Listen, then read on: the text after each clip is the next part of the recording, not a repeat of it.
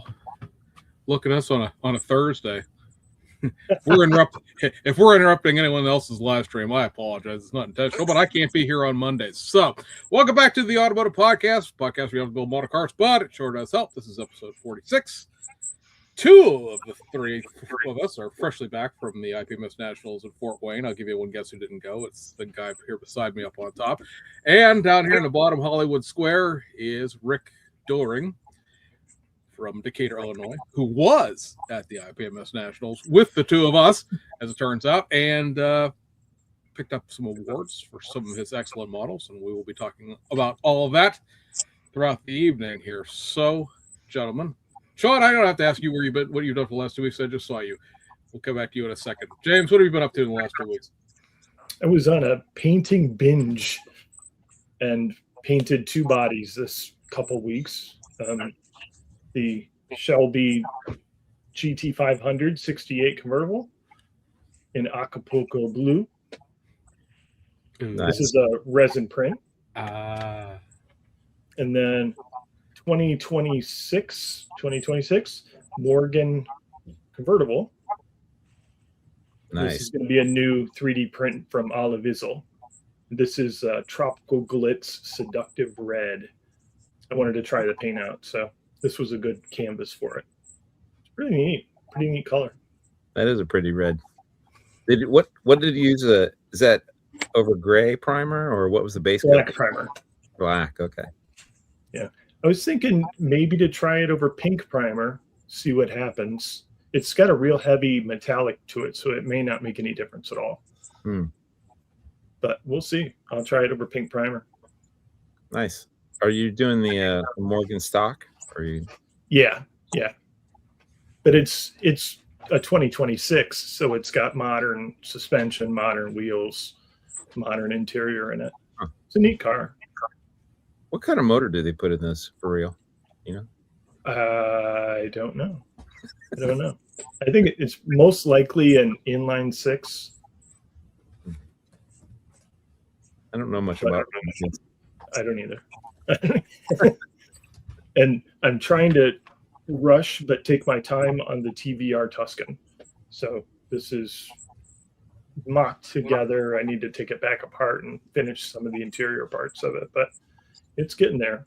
You were busy. Are you still on the schedule for that gallery? Yeah. Okay. It needs to be done by the 9th. So we got a couple weeks. Awesome. But I do need to go ahead. I was going to say, is that a +6 or a +4? Super 6. Super 6. Yeah, Tuscan Super 6. No. The more. No, Super Sport. Super Sport. Yeah. All right. It is a BMW straight 6. Okay. 335 horse, 8-speed training. Ooh, wow, that's fast. For that. But the TVR needs vacuum-formed windows, which I haven't touched a vacuum-formed window in a long time, so I need to relearn how to do those. So that should be, I'm giving myself a week and a half for that. Are those Morgans still have a wood frame, or have they moved away from this? I think they moved away from that. Yeah, they're on a regular frame these days. Yeah. I know that used to be, because they had wooden frames up till like the 90s or 2000s even. Yeah. Say definitely in the Tamiya Morgan kit. That's definitely a wood floor. The 60s. Is it? Yeah. Are you properly seduced by the seductive red? It's your first time using the paint, so what's your review there, Mr. Tessie? I used just a little bit of it. I got a big 2-ounce bottle. This is the Seductive Blue bottle. And I used probably this much of it. So I've got probably 5 more cars worth of paint to try it. I could do it over white, pink. That really did cover well if you spread that over black and you only use that amount. When I use the green, for that dark teal green color, I probably had 7 coats over gray primer to even get it to look, solid. Wow. It was pretty thin. Okay. Is that a candy? No, it was pearl. Okay. Yeah, like I said, this was a heavy metallic, so it even had some grain to it. I had to finger sand it between coats because the grain of the metallic was kind of sticking up. Interesting. Were you just spraying that straight, or was that, did you reduce it on top? No, I reduced it just a little bit, like maybe 25%. What did you use for the reducer with that? Mr. Hobby Leveling Thinner. Okay, that works. Unicorn tears. Yeah. I didn't end up thinning mine. I didn't need to. It was really thin to begin with. Okay. I was curious. I was like, can I use the Mr. Hobby stuff, or do I need like a I don't know, lacquer thinner or something? But apparently, must work fine. But I used my Mobius TG with a 0.5, and I was just misting, just barely pulling the trigger, and it was just flowing out. So. Somebody in the comments saying MLT is magic for everything. I was just going to say, it's like Frank's Red Hot. You just mix that shit with everything. Except for Gallery's Kaleido paint. Okay, water-based paint. Yeah, you cannot put it with that or it'll gum it all up. It turns it into concrete. Mr. Sean, you were I keep saying Indy. You were in Fort Wayne with me for an hour. We did a podcast roundtable, which was kind of interesting. A lot of the questions out of the crowd ended up being very technical questions on editing podcasts, which is clearly something we don't do here. So we didn't have a lot to add to that. So that was a lot of just sitting there and listening to the guys talk about stuff that behind the scenes we've been discussing. That sounds like a lot of work. And then Sean had his big autograph signing at noon. You may have seen if you follow his social media. You follow Round 2 social media because they advertise the living daylights out of it too during the week. He signing a print that was, I don't know, about 18 inches, I would say. It's bigger than the 17-inch monitor I had. It may have been 24 inches of the new box art to the 81 Camaro that's getting reissued out of the MPC line. How'd that end up going? Because there's the thing about the show, and Rick will probably attest to this. Once Sean and I separated, I didn't see him the entire rest of the time I was there. I was in the contest room. I was in both the three vendor rooms. Never saw him again the entire time. So wow. Yeah, that show spread out, or the way they had it at that venue, that was spread out across a bunch of different rooms.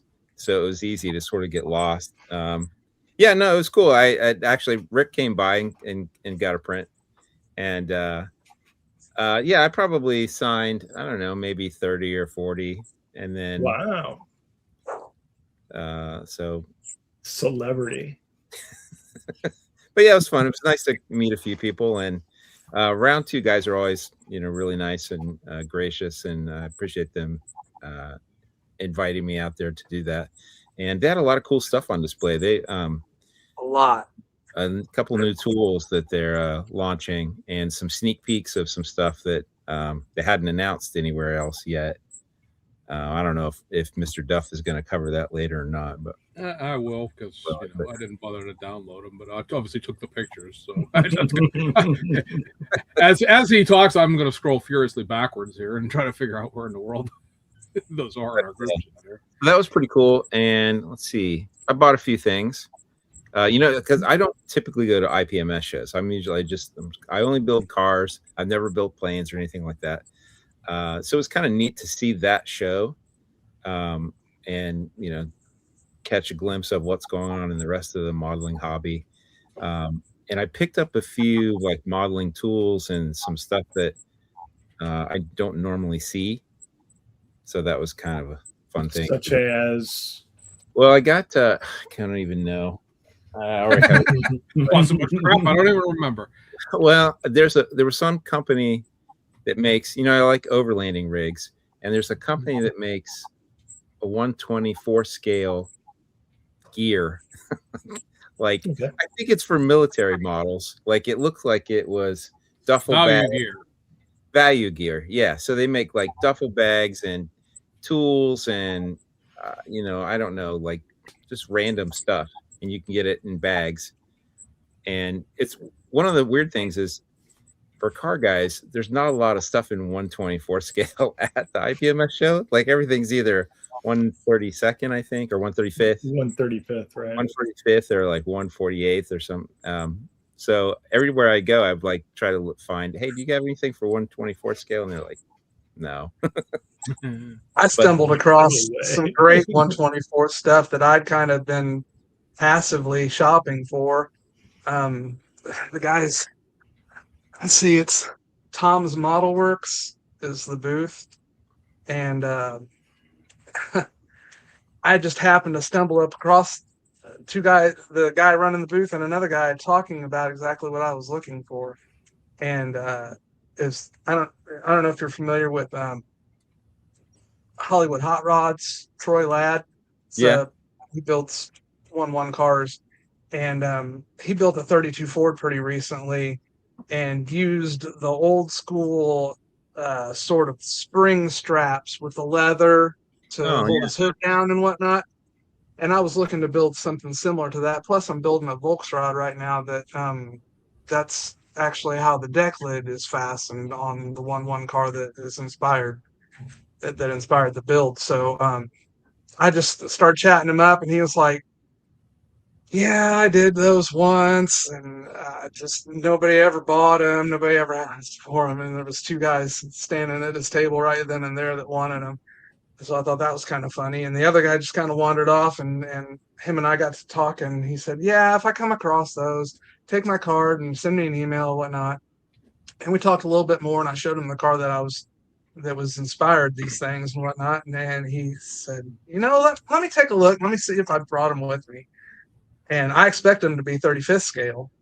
And he handed them to me, and before I even looked at the tag, I started looking at them, and I was like, wow, size-wise, those look exactly like what I need. And then I looked at the label, and it said 124 scale. So I was like, how many you got? So he had 2 packs, so I bought them both. I was just kind of shocked that I stumbled across that. But yeah, that was my kind of my honey hole find. Oh, that's cool. Can you hold them up in to the the camera? aircraft, guys? Yeah. Yeah, what do they look like? Are they photo etched? Well, yes, but they're brass. I believe they're brass, but man, I wish the camera would pick them up a little bit better. But those are cool.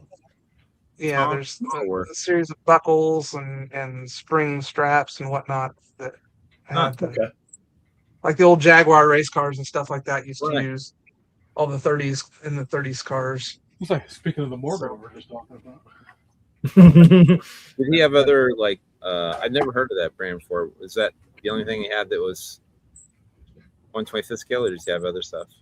I don't know. To be honest, he had a giant table with a bunch of little packages like this, and this is all I was really looking for. So I kind of stopped shopping when he gave me what I had or what I needed. But he had a lot of stuff. I think it was a lot of ships and planes both that he had a lot of stuff for. So very cool.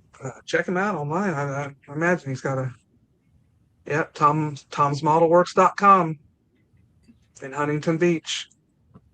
So look it up. That's not and then Mr. Duff, you cleaned up in all the raffles and stuff.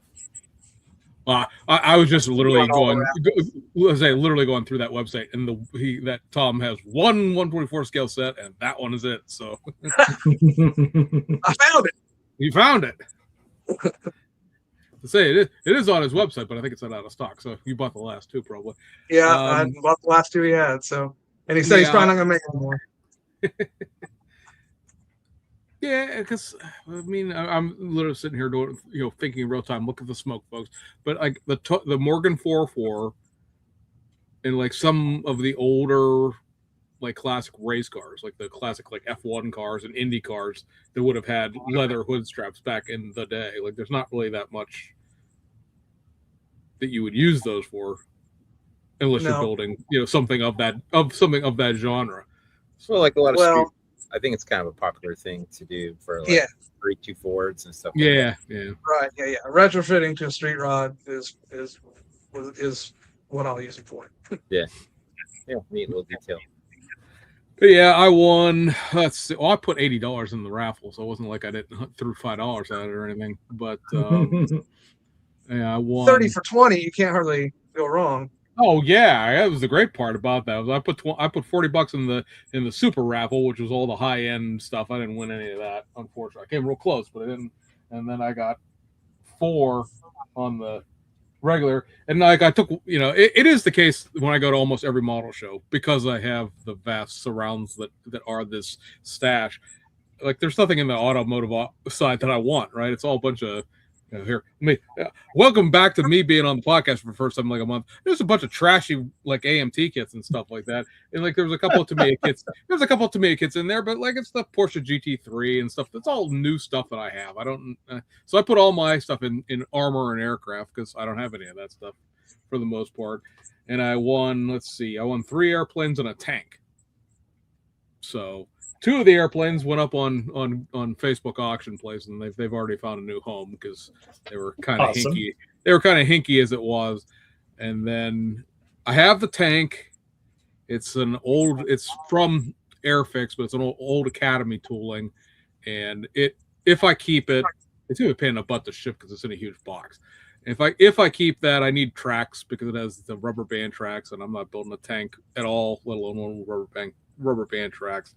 And then I won. I don't even know what. I'd have to go find it. I think it's a KI 100. It's a Hasegawa kit. It's a World War II era Japanese fighter plane, which is cool. But if you've ever seen a Japanese World War II fighter plane, they're like 82 colors in a like a freehand camo. So I suppose if nothing else, I could improve my airbrushing skills. But in the meantime, yeah, that's a lot of colors put on a plane. In some form or fashion that everyone at the IPMS club I belong to wouldn't throw me right back out into the parking lot if I brought it to the thing. And so I'll probably keep that one sealed. And then I went to a place called Lazy Dog Studios. You might have saw them, Rick. Both of you might have saw them. They're the guys that had the wood display stand, the wood painting stands. They were right across the street from round 2, actually. And so I bought the car stand, which is basically what James was advertising as far as the paint stand goes, except it's made out of like laminate wood instead of 3D printed. So I mean, it's almost the exact same thing, like part for part. I don't know who copied who there, but as far as the attachments go and the way it's adjustable lengthwise and widthwise and all that stuff, and the owner and I had a conversation for a while. We're just because he's mostly a military guy, but his temptation to build cars is alpha models. And so we were discussing the fact that like you need something heftier than a paint stand for your alpha model PCY because it's not that spring loaded thing. A lot of times isn't going to fit in there because James, from these things, sometimes the hole in the middle ain't the right shape and size for it to me to stand. Anyway, so I grabbed that. I went over to Scale Motorsports a couple of times. Finally chased I think his name's Matt, the owner down. And I said, hey, are you taking like a digital currency of some sort here? Because everybody was paying him in cash. And I wanted to get the 3D printed wheel sets he has for the Hasegawa prototype cars. And they're like $25 a set. And I wanted, one of every set. Not 10 of each, but just one of each to start with. And like, I don't have $150 in cash on me. I spent it all on the raffles. So yeah, he was. And so I grabbed these print sets for, like I said, a bunch of the Hasegawa kits. I mean, I'm big in myself here. So, horrible camera, glare, reflectives, nothing. But anyway, so this is it's in reverse too. That's cool. So anyway, these are the ones for the Jaguar XJR. And then these ones are for the Mazda 767. I gotta say, I've taken one set out and looked at it. They're really clean prints. But more importantly, from like a painting and detail aspect, like on the 767, the barrels are separate, the faces are separate, the center the center hub is separate, and then he also 3D printed a set of brakes with separate wheel hubs in the brakes and then separate rotors. If you know anything, if anybody out there listening to this later back knows anything about these Hasegawa Group C kits, they have brake rotors, but they don't have any actual calipers on them. It's the same set of brakes in every single one of their cars. The Mazda, the Jag, the Porsche 962C, and the Sauber, and the Toyota 88C all have the exact same tree, same part number on every single one of those kits. one set of brakes that they made for all of those, because they're all tooled in like 93, 94.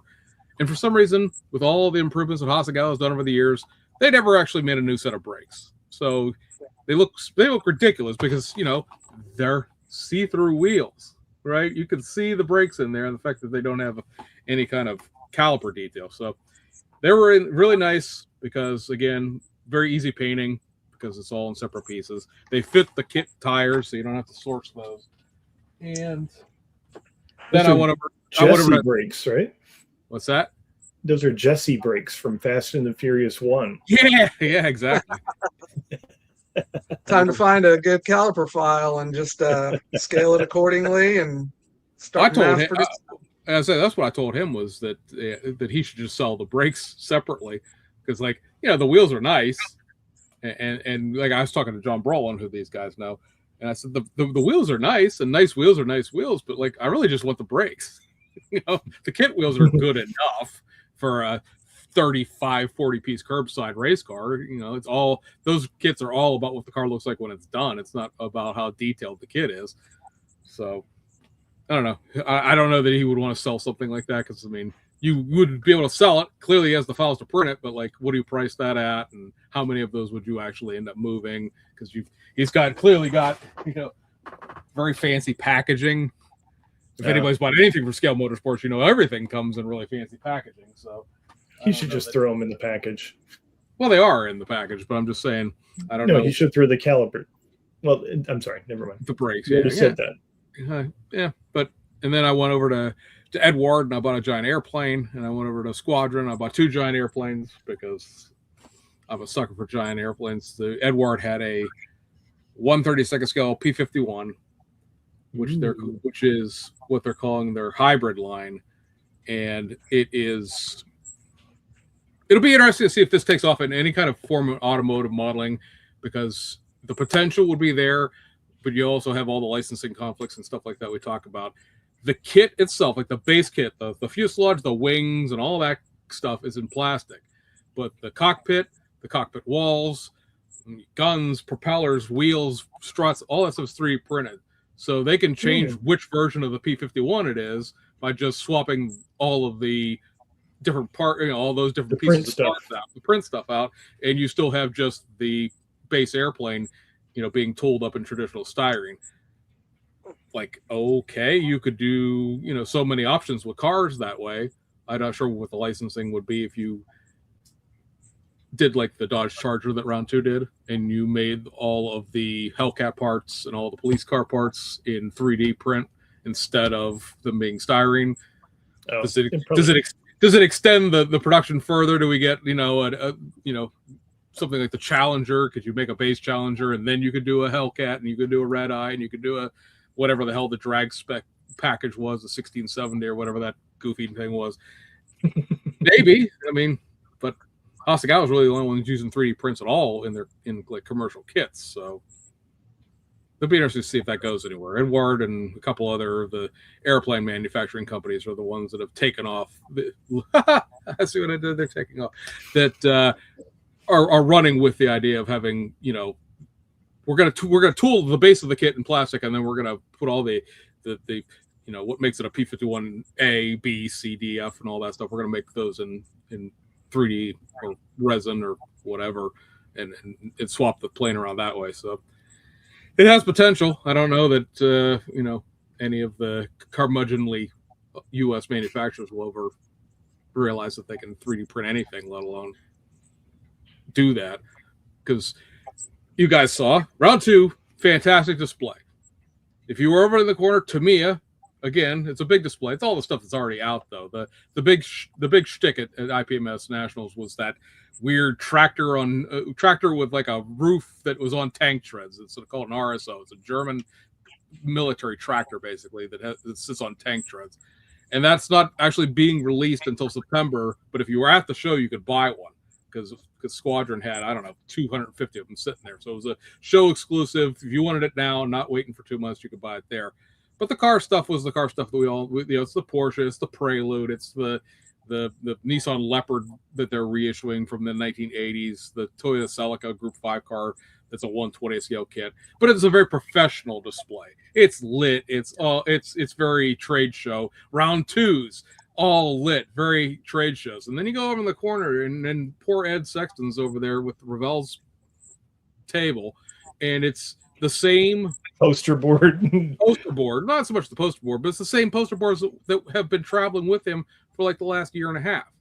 It's the 2024 Mustang. It's the Lamborghini Revelto. Okay, saw those last year. Those kits have been out. The Mustang's been out for 8 months now. The Revelto just got a U.S. boxing, but the kit's been out for 6 months.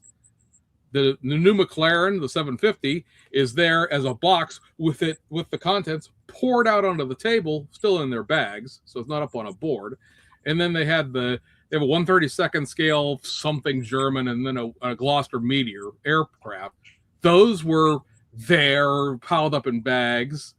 And then they had a little display in the middle that had the current reissues, the 87 Monte Carlo, the 83 Berlinetta Pro Stock, Pro Street, whatever that thing is supposed to be.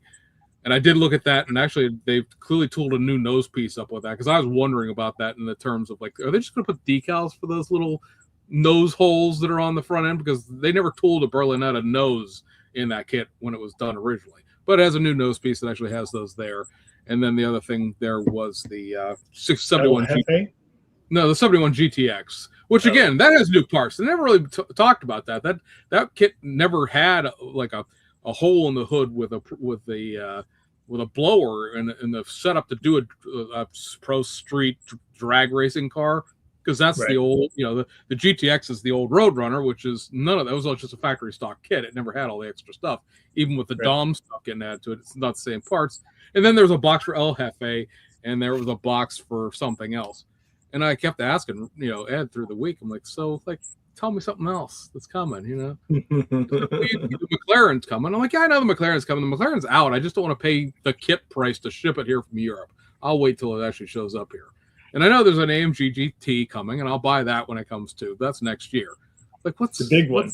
What's coming? Like, what's the new tool? What's happening? What's, like, I know, you could be fine if you don't want to tell me, like, exactly what it is, but something, right? And you just kept shrugging, and, like, that was the end of that conversation. I was like, that was kind of depressing, because, like, that was where I went first. Because, like, I know round two's there, and I generally know what I'm like. I hope there's going to be like something to do with the Mac, right? It's not going to just be a digital concept art. There'll be something physical there to represent the B51 Mac. They'll have other stuff to release, because you just know there'll be new stuff every time round two shows up. Something somewhere, there's at least one modified reissue you didn't know about, or, well, James might, because he's in the club with Steve, but everybody else didn't know about was coming. But Revell, nothing there. Atlantis, they're beside them. Those two run tables beside each other every nats, and they've got the reissue of the Tommy Ivo Dragsters coming. They're doing they found the tooling. I think they bartered for it, actually, to get the tooling for the 1/12 scale Red Baron kit back. And everybody was like, well, where's the pictures of that? That's so cool. Well, they had Joe Porche, who's a guy from Vegas, who had the Tom Daniels display upstairs in the special interest group thing. That was his. It was the built one he had. So they just sort of borrowed it as a placeholder for, like, well, I guess there was no tooling to take a picture of it. It was a original kit that was built very nicely. Joe does a nice job, but, like, what am I taking a picture of this for? It's just, you know what it looks like, right? If you're interested in a 1/12 scale Red Baron kit, you're old enough to know what that looks like. I don't need to take a picture of it. So that was, I was disappointed. Sorry, Revell. I was disappointed in the fact that you had nothing new to display. You had nothing new to talk about. I felt bad for Ed just sort of standing there. He was like, well, not everybody knows about this stuff. I know. But everybody who goes to Nationals usually goes to Nationals every year, and we know about this stuff because we saw it last year. Like, I took pictures of it last year. I know this stuff was here. So that was interesting. I got my senior judging pin for having judged enough years now, which was fun, because then I said I can now officially judge old people because I have my senior judging pin. And I did participate in judging. We'll talk about the like Rick's wins and whatnot here in a second, but, like, that was a good time. It always, it's IPMS Nationals is a military centric version of, like, NNL East, in the sense that, like, these are people I only see once a year. and so it's just a good social time to go out and hang out with friends. I know, like for car modelers, it may not be like the most fantastic thing to do because it's a lot of things that we don't necessarily build, but still a lot of really good car modelers there. And it was I was there the whole 4 days. I think Rick was too, because I'm pretty sure that I saw that Beetle show up on Wednesday, so you were there the whole time. It's just Thursday morning. Thursday morning. Okay, I knew it was there for most of the time, and like it's just good time to hang out with people. I mean, hang out with your friends, meet new people, make new friends. Yeah. Hey, Rick, was that your first IPMS Nationals? It was. I had plans to go in 2020 because it was in Vegas and it was on my birthday. And why wouldn't you? Well, the global pandemic happened to be the only reason that I didn't. And they had the show. They were, masking up, but by August they had loosened things up enough to have the show, and I got COVID 2 weeks before the show, and that was when they were, saying, you got to kind of quarantine yourself at least 14 days after you think you're cleared from it. So I was like, 2 weeks before the show, there's no way I'm going to get through this, and I didn't even really feel that good by the time the show rolled around, so I wouldn't have enjoyed it anyway. But it would have been pretty miserable to travel like that. Yeah. How did you enjoy this show? I thought it was pretty great. The show itself was really enjoyable. All the modelers I got to meet were great. The staff was a little short. They were a little short with me every time I had to inquire about something. And I wasn't sure. They had a vintage kit class in the automotive stuff that I thought was really cool, and immediately drew my eye because pretty much my entire stash is something that was manufactured before 1980. So I was ready. The only thing that I had that didn't qualify was the Bug because it was 3D printed and on that Tamiya chassis. So, but I decided to enter for sake of sort of I think what the spirit of the class was, maybe representations of those old school kits. I have it's an MPC, it's like a 27 or 29 tall T, fenderless. The Blackjack T is the box art for it. And it's got some cool decals that are like ribbony, and they show an old like farm scene, and there's a little silhouette of an old Model A on it, and on the back it looks like an old wanted poster, and it says 27T or something like that on it. And so I wanted to put that in that class because it looked like it was pretty box art, and it looked old. It looked like it was definitely manufactured before 1980. But then I also had my Rambler. It's a 69 Johann S69 SC Rambler kit, and I built that a few years back for the Iceman tournament. It was on Instagram back then, just on Instagram back then, and it's pretty heavily modified, and I just kind of threw it in there to see if they'd kick me out, honestly. And they called me up and said, we need something on the display that indicates. There was a lot of ambiguity about whether or not the instructions needed to be with the display, or if the judges were going to use scale mates, or how that was really going to be determined. I just recently got back on Facebook for the IPMS show to throw questions out there and stuff like that. I've been off there for about 5 years. And so I threw that question out, and they said, nope, your instructions aren't necessary. Just need something, from ScaleMates. I didn't know we were providing something from ScaleMates. So one of the judges called me and said, hey, we need something. So I got on my phone and just screenshot the stuff and emailed it I went to the Grand Wayne event main office there and just talked to one of the staff, and she said, sure, just email me a screenshot of it or whatever, and I can print it for you. So that's how I managed to get myself squared up with the judges and legal that thing's, yeah, there's not, the chassis pan and the body is pretty much all that's left. That's a kit The part. original kit, right? And the bumpers are pretty heavily modified. It's got the illuminated halo headlights in it, so the grill's pretty modified, and um, all the electronics for the battery and all the wiring and stuff are below a false floor in the trunk. So the trunk's all custom too, and the interior is mostly 3D printed out of the new electric charger, the EV charger file. Okay. All right. All 4 seats, door panel, center console, and dash are all printed parts. And then the floor, what's sort of left of the bottom of the rear door panels, and some of the package tray is still a kit tub. And I added more to the rear kit tub to put the subwoofers back there, and then the paint job is the same as the SC Rambler paint job, but it's all different shades of brown or brownish orange. And Yeah, I saw this in person. I was really marveling at it and how cool it was. It was like, I think it's the only one of these cars I've ever seen that wasn't red, white, and blue. yeah. I got a buddy that has one of these even, and I think he was a little salty that I did this, but I just wanted to do it. I like the tones. This picture, you can see the difference in the center color on the sides pretty well, but sometimes it's hard to. And so I wish I would have made that color difference a little more obvious, but I like the way the colors work together on the red, white, and blue. I just didn't want to be red, white, and blue. Yeah, no, that's a really cool model. What engine is in that? It's LS.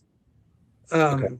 And the lettering on the original hood, I think, said 390 cubic inch on the SC Rambler. So I had I called upon my daughters to help me make stencils for that my Cricket will cut, and I did the 376 for the LS 57 LS, and it's an old Ron Olson file, I believe.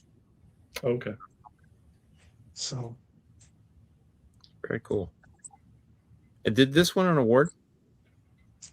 it won first place in the vintage class. Okay. So they didn't kick me out. They appreciated the modifications instead of being upset with me, I guess. So there was some very cool models in that class. Tim, I always butcher his last name. Had that custom in there that was really cool. There was a big scale General Lee in there that was really nice. There was a bunch of great builds in that class. I thought it was a really cool variety of vintage kits.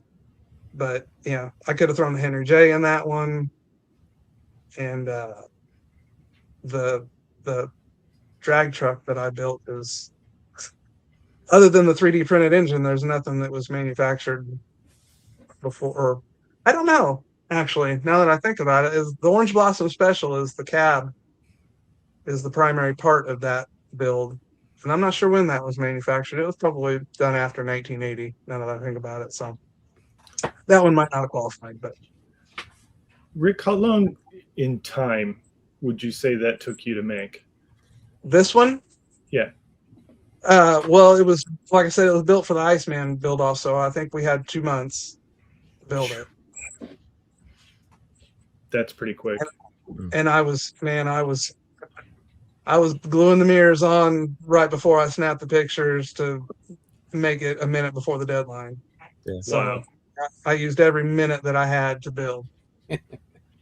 How long do you typically spend on a build? Ugh. I like to take as long as I want, but I have this real love-hate relationship with these build-offs. I'm in a couple of chat groups of guys that join a lot of build-offs, And then the chat group started their own build offs, and then they're spinning off other build offs, and it's just kind of ridiculous at this point. But everything that I have that's done is done because I was doing it for a build off. I got a shelf over there of stuff that's not done that I wasn't entered in a build off, but the Henry J was a Iceman tournament build. The Rambler was an Iceman tournament build. The parts box drag truck was the deadline was Acme for that one. I wanted to have it done to take to Acme, but yeah, everything else and the Beetle, the Armando Flores's Beetle presentation at the SoCal Open was the deadline to get that one done. So it seems like if I don't give myself a deadline or somebody else's deadline, if somebody doesn't impose a deadline on me, I can't get one finished. Yeah. But, so you enjoy the pressure? I don't. I hate it. It eats at me. It makes me miserable. But apparently, it's what drives me to finish one. So Yeah. I don't know. I need to work on that. I need to get that straightened out, fleshed out for myself. Do you consider yourself a competition builder? I don't, but I don't build. I don't really build anything that I wouldn't feel comfortable entering in a competition, if that makes sense. Even that blackjack thing, I knew when I was building that I was not putting the stuff into it to make it competitive, but I knew I was going to show it anyway because it's just I like the representation of the old kit. It's not a kit that is common. It's not a kit. I think it's a kit that when a lot of people see the box art, they're kind of like, I've never seen that. And it's a rebox of one of the old switcher kits from way back, and it's just got really cool box art, and the decals are really cool, and I think it's just a cool representation of model cars, and that's why I put it on the table. I don't ever expect it to win anything.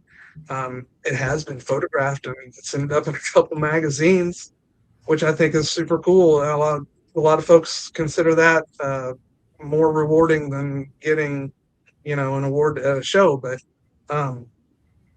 I think it's super cool. I mean, I've got a stack of magazines down here with little Post-it notes in them. Made appearances, and yeah, I love that. I think it's super cool when they get photographed. And like I said, I don't ever expect to win a prize, but I think it's a cool representation of model cars in general. I got another one kind of going like that too. It's this original issue AMT, the AMT. It's a beautiful AMT. The original issue 57 3-in-1 from 1960, 63, I think, is when they released this one. It's got all the customizing parts in it, and it's got the glass in it that is for a chop top, and it's got added sections horizontally and vertically through the roof line to cut your roof apart, and it's already got pieces added. You can chop a top with the parts that are in this kit, and I think it's such a cool to go through and build. I am building this 100% with the parts that are in the box, but it's going to be a pretty wild custom, and I just think it's so cool that you could do that with these old kits. And the styrene in these first issue kits, it's so good. It's so crispy. Yeah. So just, it's got good rigidity to it without being brittle, and it's back when they did it.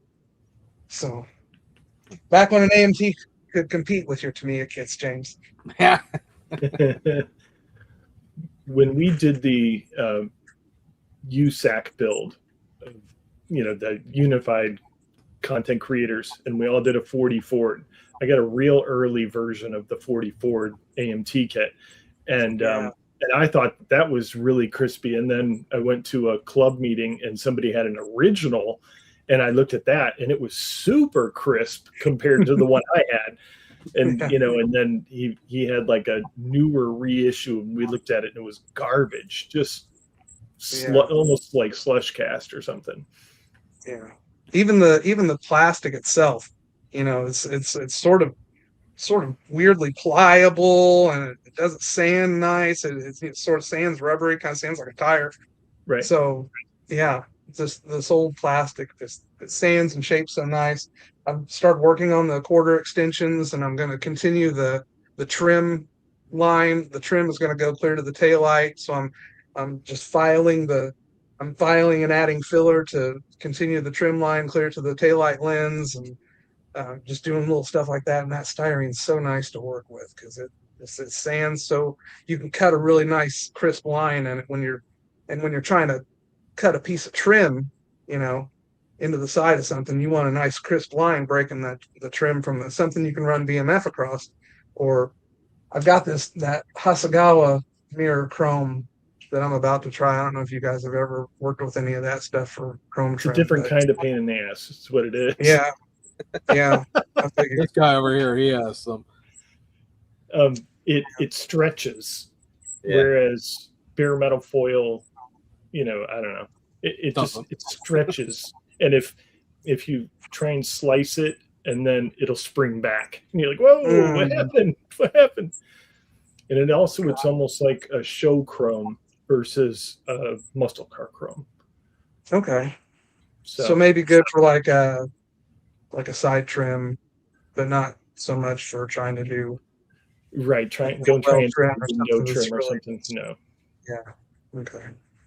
Yeah, I've got some. I haven't had a chance to play with it yet, but I've seen it applied. What I like about it looks very smooth versus like bare metal foil picks up every texture, and so it often looks, you can see all the orange peel underneath it. If you get any pieces that kind of overlap, it's really noticeable. What I like about it is to do like interior trim. You can cut a sliver of it and place it, drag it, place it, smooth it, and it's there, whereas bare metal foil, you can't do that. Yeah. I thought about that too, maybe trying to pre-cut the trim pieces a little bit, or the pieces for the trim ahead of time, and then try to place them. I don't know. I'm going to mess around with it. I got one on the bench right now that is almost due for that, so I'm ready. Yeah, what's the green thing you got there? It's it started out, of course, the genesis of it was build-off inspiration. The build-off was lowrider bombs. I've never built a lowrider. It's not in my knowledge wheelhouse whatsoever. I don't have any accessories laying around for a lowrider, but I decided to jump into it. I had this 52 Willys Aero Ace file, and if I was going to build a bomb lowrider, it wasn't going to be a Chevy or anything like that. It was going to be something weird and make people. It kind of looks like a shoebox Ford a little bit, but it's not quite. And the grill that I'm putting in it is going to make it look even a little bit more like a shoebox Ford. But it's a 52 Willys Aero Ace, and I just I made skirts for it and just printed a ton of 3D lowrider accessories. Lake pipes, and I have a set of JPS wheels that I got a little while back that look great, but even those are originally 3D printed parts, I believe. They had plated. So the whole build is going to be 3D printed stuff. There's nothing on there it's either scratch built or 3D printed. There's not any kit pieces on it. I take that back. There's three. The spotlights and the grill that I'm using are from the old AMT 49 Mercury kit. So those are the only kit pieces that are going on it. Everything else is 3D printed or scratch built. You mentioned 3D printers, and I can see in the background that you got a stack. Yeah, that's my little mini farm. That's my little garden back there. My 3D garden. What 3D printers are you using? I have they're all Elegoo. I have Saturn 2 8K, and I have 2 of the new Saturn 16K Ultras. I've got them pretty well. I've had the Ultras since spring, and I've got them pretty dialed in. I've got I've got an issue with one of them that, for whatever reason, I cannot get the rafts to release from the build plate. They are stuck so hard. And at first I thought I created some bushings for a friend of mine that races slot cars, HO slot cars. And he was like, there's these parts that I need, and they're kind of more expensive than they ought to be, and I think maybe you could probably print them. So we talked about the logistics of it all, and it required a high temperature resin mixed with some high strength resin. And I thought it was probably that conglomeration that made the stuff hard to get off there.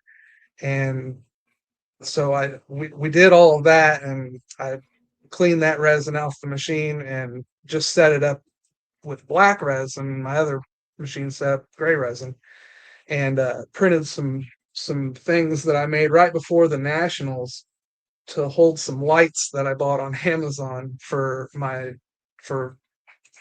displays are growing in complexity.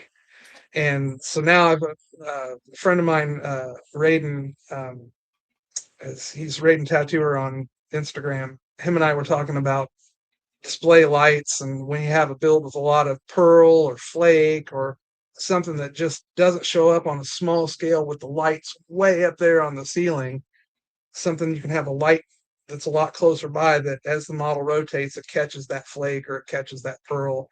That way you can see the depth and the complexity of paint jobs, because he does a lot of lowrider paint jobs and stuff like that.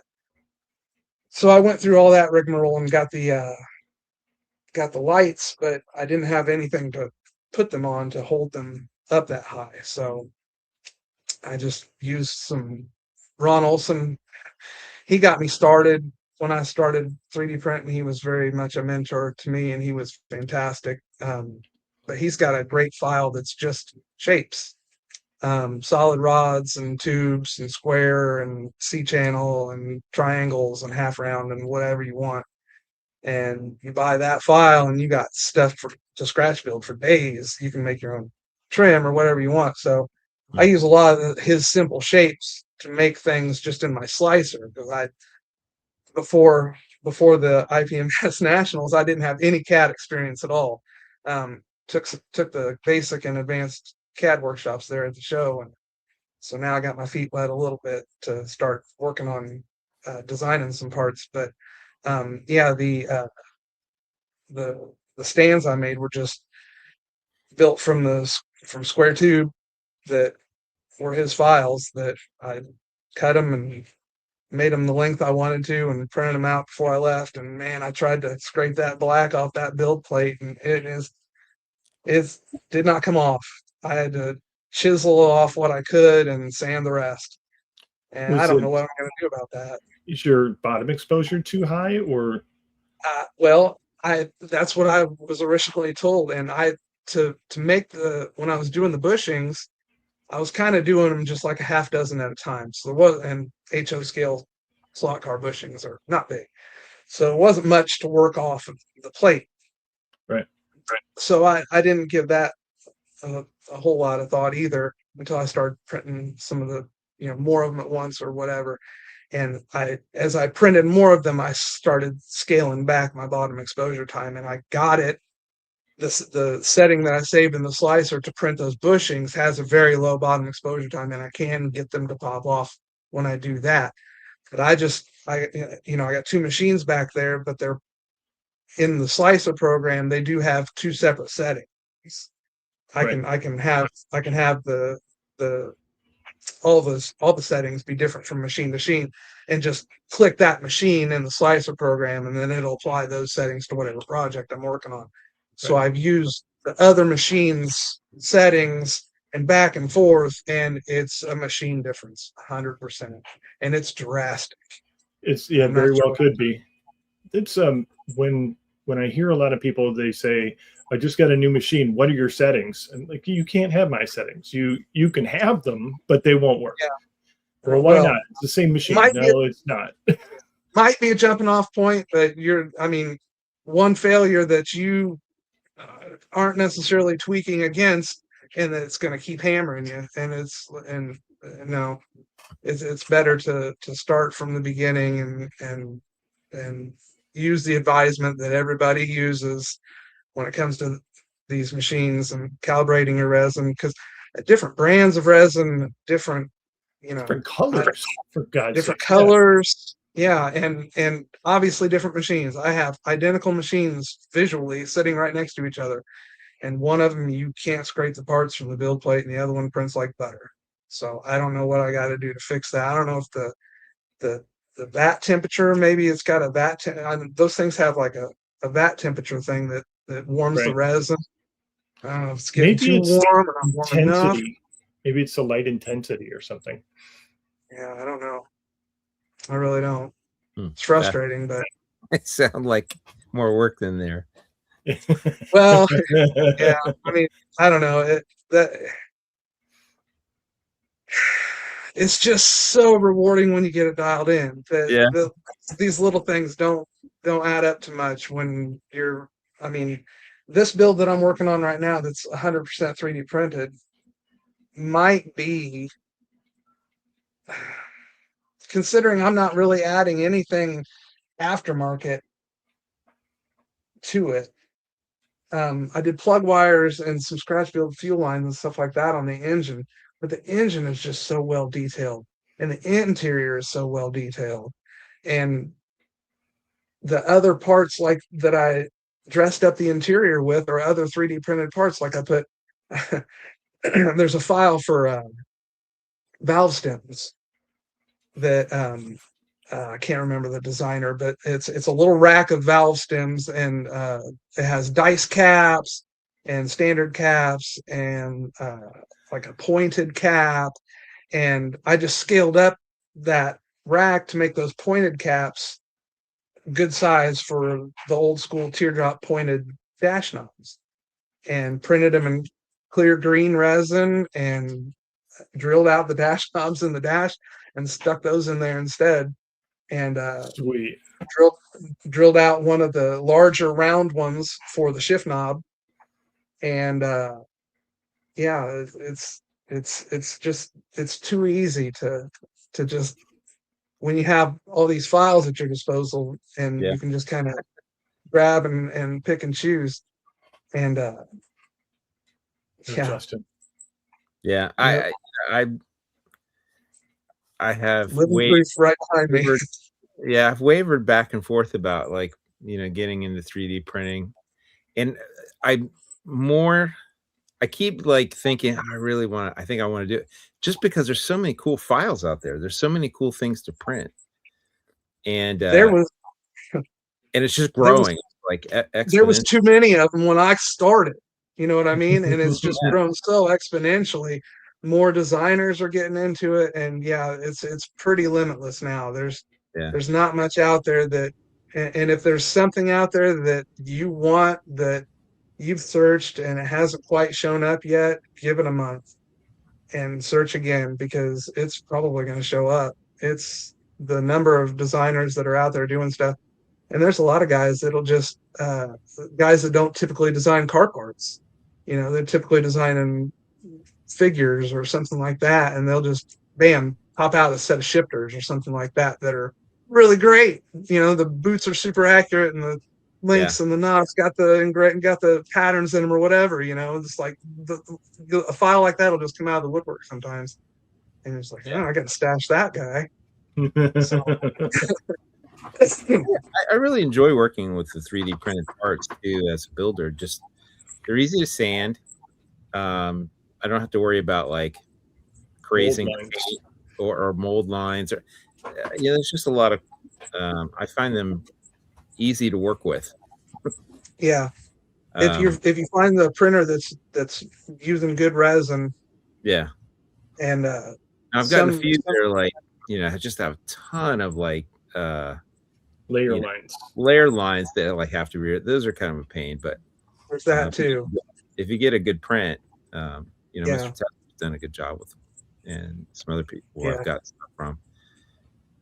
Well, Well, I feel like it's kind of like any other aspect of the hobby, whether it's when you're the way you're putting a build together or whatever you're doing. There's levels to it, and if you're just gonna kind of buy a machine and flip it on and load up a free basic slicer program and throw it on there and just kind of chunk some default supports on it and throw it in the machine, and you're going to get what you get. But if you're going to deep dive into it and you're really going to find the nuances of everything and how you can manipulate stuff and the way you can adjust your supports and the way you can orient your parts and things like that and be patient, I don't care how long it takes one of my prints to go. So I'll set my layer lines as tight as I can make them that make sense, and let it print overnight and while I'm at work the next day. I don't care. I'm not, if I set a print at 11 o'clock at night, it's going to be at least 8 o'clock the next night before I'm even going to get a chance to scrape it off the machine. So I don't care if it takes 12 or 16 hours to print something. What's your longest print so far? Oh, that's a great question. It was probably something that failed. I think the longest scheduled print time, it said 24 hours, but I know it's like 24 hours and 23 minutes or something, but I know it said that on the slicer, but I know the machine ran Right. longer than that. But yeah, it was a body that I tried to print pretty vertically.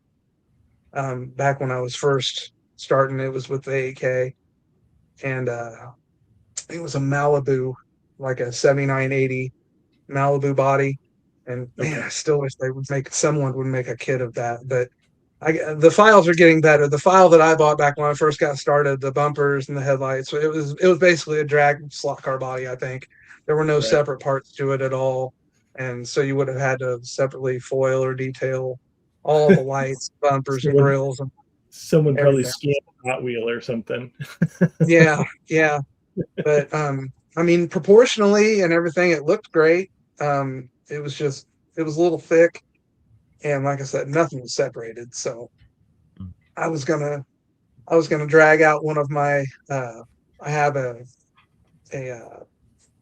El Camino kit with that front end on it, and I was gonna sacrifice the grill and the headlights and the bumper and all that stuff from the front end of that to the 3D printed. But once again, if what you want's not out there, be patient and just sit back, and somebody's going to design it. And now there's plenty of complete kit files and body files that have all separate parts. So yeah, I think that's what attracts me the most is full kits. I like printing full kits. Yeah. What's the longest thing that you've had to print? Probably like 18 hours. Okay. Yeah. Was it a body or? It was a body. Yeah. Yeah, like Dave said when we were in that round table, the only thing better than having a 3D printer is having a friend with a 3D printer. Yeah, I got that a lot when I first got my printer. There was everybody that was in my model club was like, and then luckily someone else in my model club joined in quickly afterwards, and he's my buddy Joe that I go to all my shows with, and he's good at production. He's a lot better at production than I am, so he's keeping the guys in the club happy. So I don't have to do that. Do you normally get a good print like the first time, or do you normally have to print like multiple ones in order to get a good one? Nowadays, now that I got the machines pretty well dialed in, they're pretty reliable. Even with that one being a little too sticky, the prints still all come out really nice. And I think it's just a matter of, really getting your slicer settings and your resin calibration settings dialed in, and all that becomes pretty reliable. Typically, if there's a problem, it was user error, 100%. Something that slipped in the jig on the slicer at the last minute, or an intersecting part, or I was trying to gamble a little too much with the support settings, trying to go a little too light with a part that was a little too heavy, or something like that. Right. That's the kind of errors that I have nowadays. Now that the machines are pretty well dialed in. Yeah. It's Yours pretty well dialed in now, or you still struggle sometimes? I'm always messing with the settings. Always, add a half a second here, or yeah. It just irritates me when a wheel doesn't fit in a tire or something. I'm like, oh, I got to add another half second. But then when you look at the actual size of it, they're the exact same size, and you're like, oh, that wasn't my fault. Right. Yeah. Yeah. That's another great thing about printing too, is when it comes to wheels and tires especially, wheels and tires and brake combinations and things like that. Those are pretty quick to whip out. You know what I mean? And you can, like when I did the Beetle project, I had 2 different styles in 3 different diameters with 2 different rear offsets by the time I was all said and done. So I like 12 wheels laid out. Then I'm like, okay, and I could print all 12 wheels on one plate, and then have all that variety to mock up in real time and see, get that when the rear of those Volkswagens, when they camber in like that, I wanted the bead of that wheel to be right flush with the arch of that rear fender, and I wanted that tire tucked perfectly.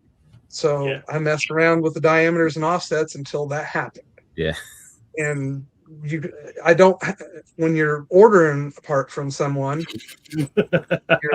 you're sort of at you're handcuffed by that. Whatever the dimensions are of that part that you ordered, if it's in 1/24th scale and you're trying to jam it into a 1/25th scale build or something of that nature, yeah, that's one thing I wish I'd be able to do, is just kind of scale the diameters and widths of the wheels and stuff in order to really dial it in exactly the look that I want. Because there's a lot. I buy stuff from the different aftermarket printers, a lot of cool designs, and then I'll get, it's like, oh, it's too small, or like not deep enough, or like just yeah. Or even if you just want to tweak it just a little bit, parts for. I'm looking at that one. There's a lot of 3D stuff on that one too. There's a lot of the slide back roof thing is a black box deal, and the engine is a black box deal.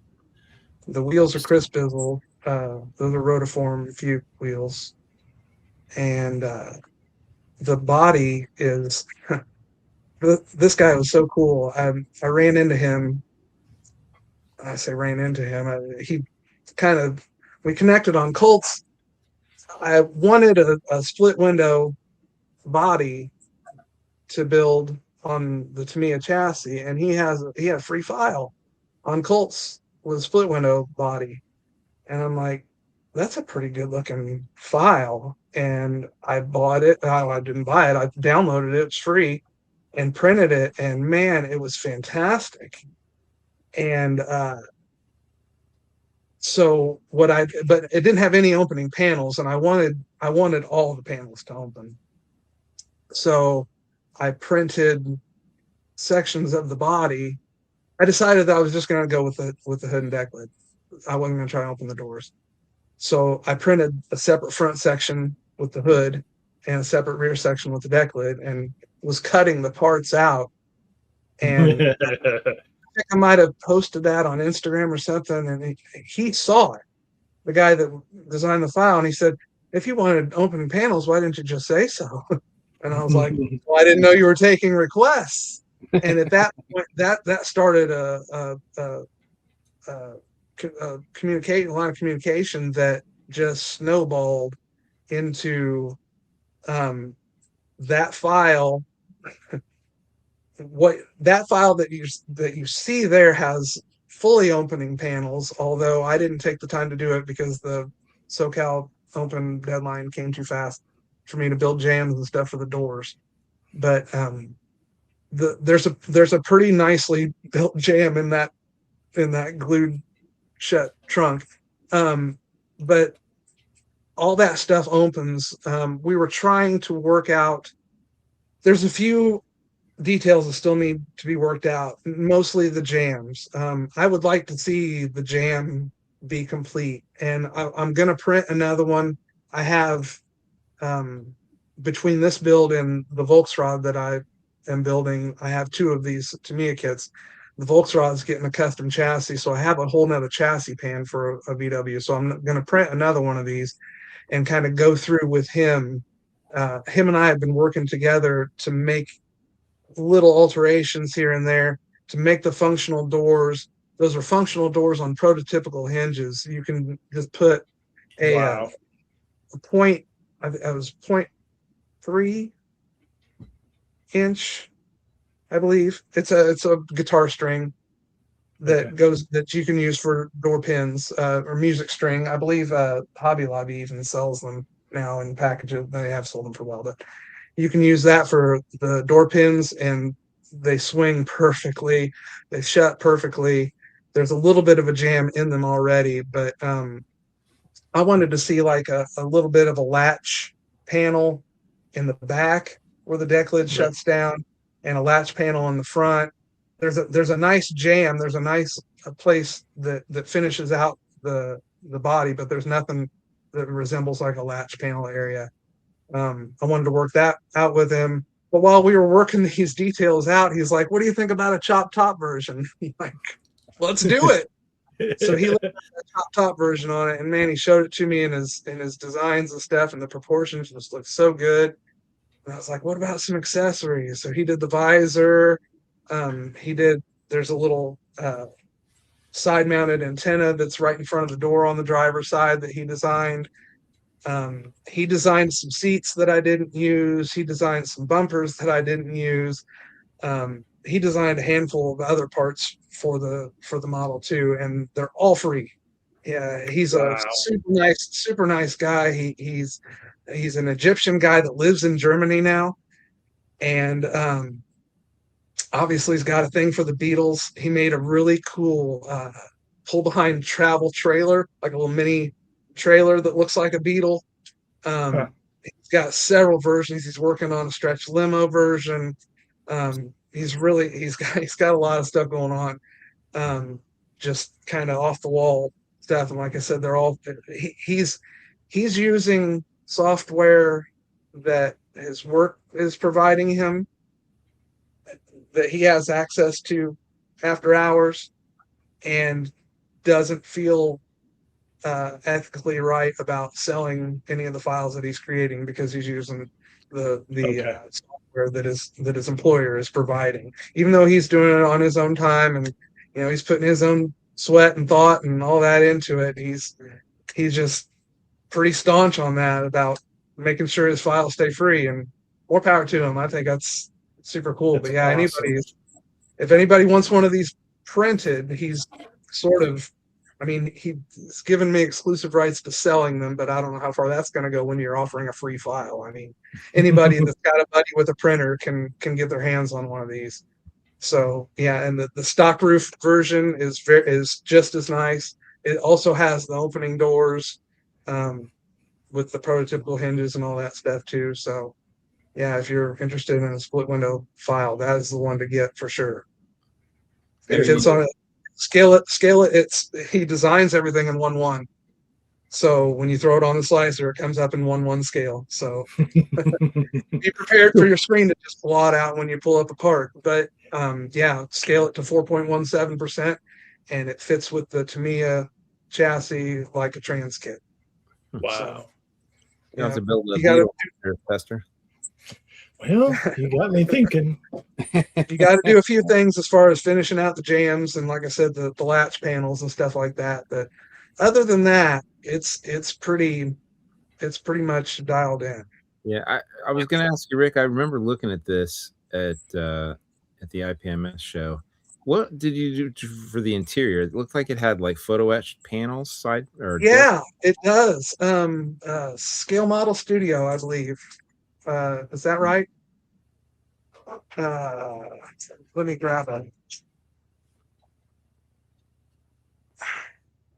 Yeah, I didn't know if that was a kid or you'd made those. They were really nice. No, there's a company that makes a fantastic Volkswagen photo etch set.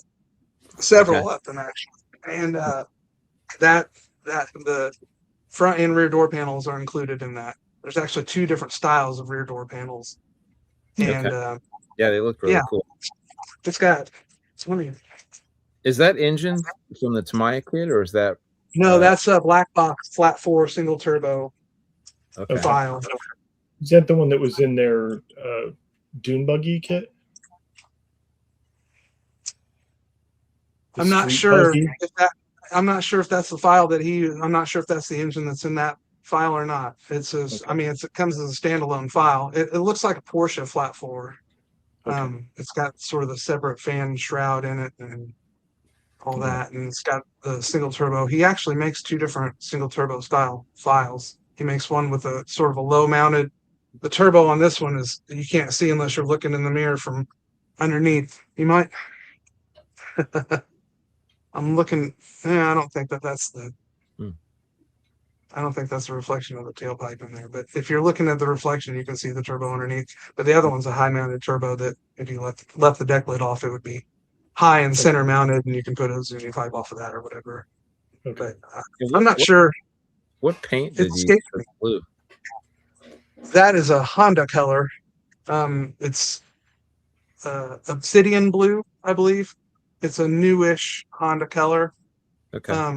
One of my good friends that used to be a roommate in college days, his daughter hit a bird with the mirror of her Honda CRV, and they're just little plastic covers that are on the mirrors that are painted body color.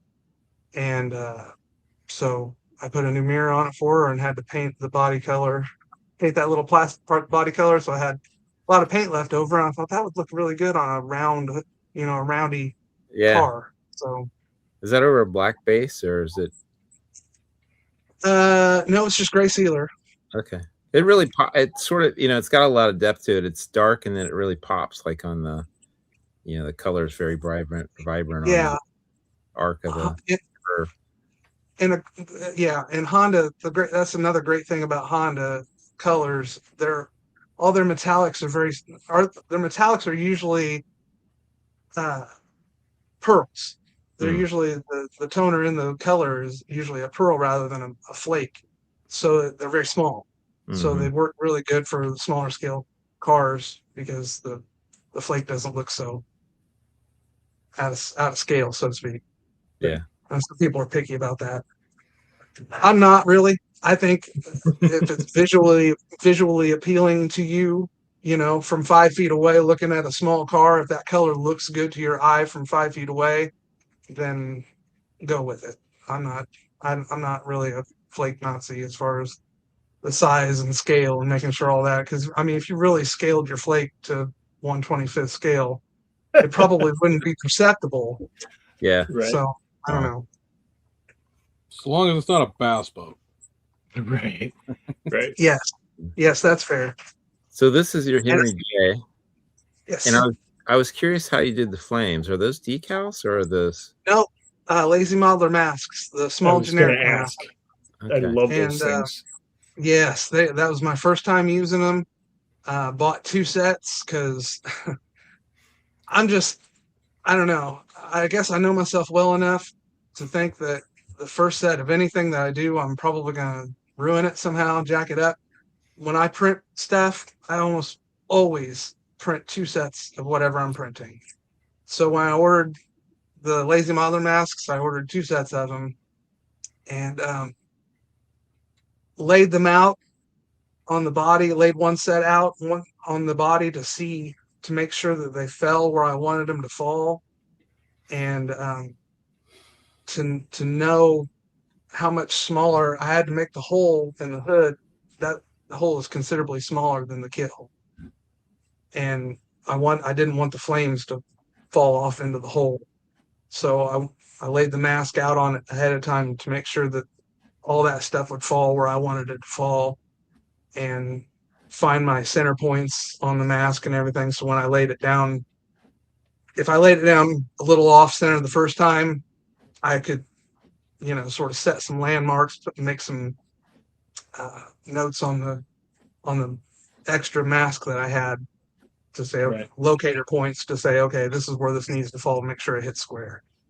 So I did all that ahead of time, and then the product itself is just fantastic. It's an amazing product. I used them once. I liked them. This one here, I don't know if you didn't really see this that well, but this one's got several ghost flames in it too. There's ghost flames going down the side, James, and on the hood and in the center panels, and those are also lazy modeler masks. Also, lazy modeler mask is actually the Henry J mask that I cut up and repositioned into different places on this car. So fantastic product, and I love it. I got a drawer full of them. What do you use for the chassis for that? Because the Revell kit's like a gas. It's a truck chassis actually, and getting a truck chassis. This was a little further back in the design days of stuff. 19-3D is the designer of this chassis file, and it is a fantastic file. So good that through just a little minor scaling down and some cutting and splicing in the slicer program, I was able to make it work for a 96-inch wheelbase car and tuck 22-inch wheels under the back of it and 19s in the front, a big block Chevy in it, and everything, just the suspension, it all looks so right, and the file is designed so well that it's pretty much a press fit together situation to mock it up. You don't even. I use a little the tester's window glue. I use a little of that sometimes to kind of give me an extra bond, because it's pretty much water based, and if you wash your parts before you paint them, all that stuff's going to come off. But a little bit of that to kind of temporarily bond some stuff, and you can mock that complete chassis together, suspension and all, and it worked fantastic. There's also a very complete airbag system that comes with that, pumps and the module, the valve module, and the tanks, different size and width tanks. It's just a great file. Wow. And works awesome under a truck too. If you're building a C10, early 70s C10, I believe that's what it was originally designed for.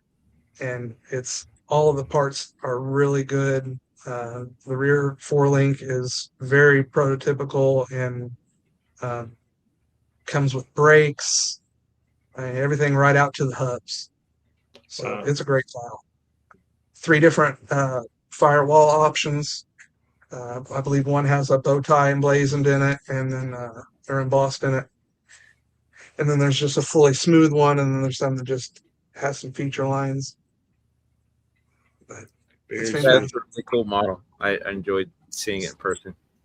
And this was on the cover of a magazine recently, wasn't it? It was Automotive. It's down here in my stack. Yeah. It was Automotive. The cover of that.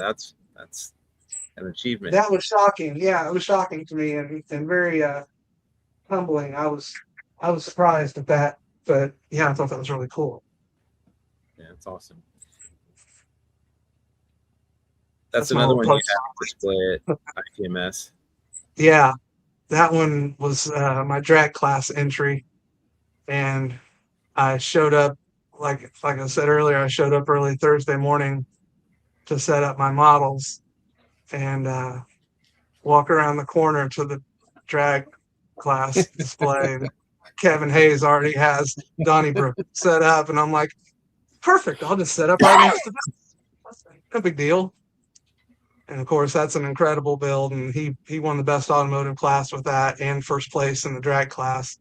But to catch second place with that one, I was beside myself, and that felt like first to me because I'm no machinist. I don't have the tools or the skills to build the parts and stuff like that he does for his builds. So old parts box styrene and 3D printed stuff is my bag. So that's what I brought with my bag, and it was good enough for second. So I was pretty happy with it. That's probably one of my favorite builds though. Back when I first started getting back into modeling, one of the first things I did was I dug an old box of parts that was in the attic, and I started kind of rifling through it, and I had some little coffin parts in there, and I had some Orange Blossom special parts in there, and some Bad Medicine Dragster parts in there, and Ravel's where's it at? The Ford T Roadster that Ravel monogram did with the little trailer. They pulled the little trailer. The older issue of it was black with all the wheels and chrome were gold. That's the bed. The little trailer that came in that kit is the bed there. The Orange Blossom Special is the cab, of course. The chassis is little coffin. All the front suspension is still the little coffin stuff. Front wheels and tires are little coffin. I ditched the kit springs and made my own springs for it.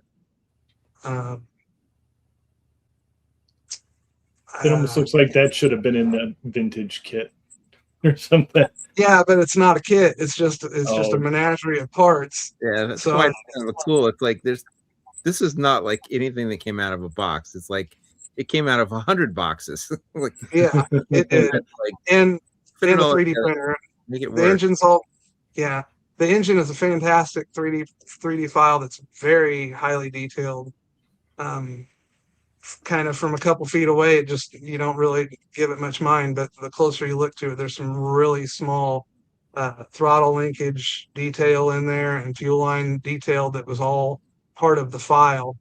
That's a really really highly detailed file, and the scoop was everything was from that file, and it's super detailed. I think I used a quick change 3D file. I think the rear axle is and the rear torsion bars are 3D. And you can see it in this picture, the reflection. I did a differential mounted alternator on it, that the bracket and alternator are 3D printed. And then there's in the back, there's some battery box. There's some battery box shutoff detail that kind of gets missed. And inside is full racing harness with all the belts and buckles, and full dash with gauges and a tack on the column and fire extinguisher on the roll bar. The roll bar is all scratch built. Interior door panels are made out of this craft foam stuff that I got from Amazon. Comes in little sheets this size, and you can just take blunt tools and carve whatever pattern you want in them. So I just did like a pleated roll interior door panel, just a simple square, like an old drag truck like that would have, more for sound insulation than anything probably. So that was the interior of that one. So there's a lot going on there for just a little parts box build. But and then the taillights, those little piston taillights, are a 3D file. Yeah, I had a bunch of fun little visual details on it. I enjoyed kind of looking it over. kind of discovering little things as you kind of look around. Yeah, the Iron Crosses are another commission on my daughters to give me something I could work with on my Cricut, and those turned out really nice. So those are painted in; those aren't decals, and it's got yellow acetate for glass, and all the lettering on for the class designation and the number are all transfers, like dry rub transfers. Very cool. Rick, what's your story from, like, how did you first get into model building? Well, that was my dad's fault, 100%. When I don't know how old I was when I started putting snap kits together, but I remember my first glue together kit was the AMT 76 Nova street machine, the Matchbox box art. It was molded in red and it had like a fireball decal down the side. That was my first glue together kit. I remember building that with no paint, just gluing it together. And it went okay. I think what drew me in so much, because I was so into cars when I was a little boy. And my dad and my uncle both drag raced. And I was always in a garage somewhere, or a racetrack somewhere or something. So I was what I learned about cars, that first model that I put together, I'd never seen the bottom side of a car before. You know what I mean? So here I'm looking at the bottom side of it and all the suspension and all this, and I'm asking my dad, what are all these parts and what do they do? So I think it was what I learned about cars the first time I put a model together that really kind of sucked me in about it. And then I even remember the second one, the second model, glue together model I got. It's one of my all-time favorites. It's the Malibu, or Monogram 70 Chevy Malibu. It's very 80s. It's molded in yellow. It's got a big front air dam on it and a lot of side pipes and a lot of goofy 80s stuff. But for an old vintage Monogram kit, I remember as a kid that thing just falling together, and it looked so cool when I was done with it. And the decals that, it's a very 80s kit, but when I built it for the first time, it was very 80s. It was the early 80s, probably 81 or 82. So I'm not sure when that kit came out, but it was probably a new kit on the shelf when I picked it up for the first time. And everything just kind of fell together with it. And so me and Dad were always we had a den in our house, and we always kind of were throwing, yep, that's it. That's it. That's so good. It's got some goofiness to it. I mean, nowadays I have a couple of them. I have one that's staying sealed, and I have a couple up there to build. One of them's got the trans kit from C1 in it, it's got the rear bumper that looks like a 71 or 72, so it's got the round taillights in it to go with the round headlights, which I don't know why GM didn't do that. That was such a fumble in my book, but it's got a different hood. It's got a handful of optional parts to it to modernize it a little bit, kind of suck the 80s out of it a little bit. But I'm going to put some larger diameter Kragers on it, and I'm going to lower it, and I'm going to paint the decal graphics on it instead of using the decals. But it's going to look box art-ish, but it's going to be a modern kind of update to it. Yeah, I forgot. So, it was. What's that? I was going to say, I forgot they built that, or they made that version of that kit. I remember building stock SS454 version of it. Yeah, that's a great kit too. Yeah, that's a good kit too. Yeah. If you can get past the chrome headlights, that's about the only thing that really kind of stands out about the kit. But yeah. Yeah, those those 80s Revell kits were good kits for kids to build. They went together relatively easy. They looked good when they were done.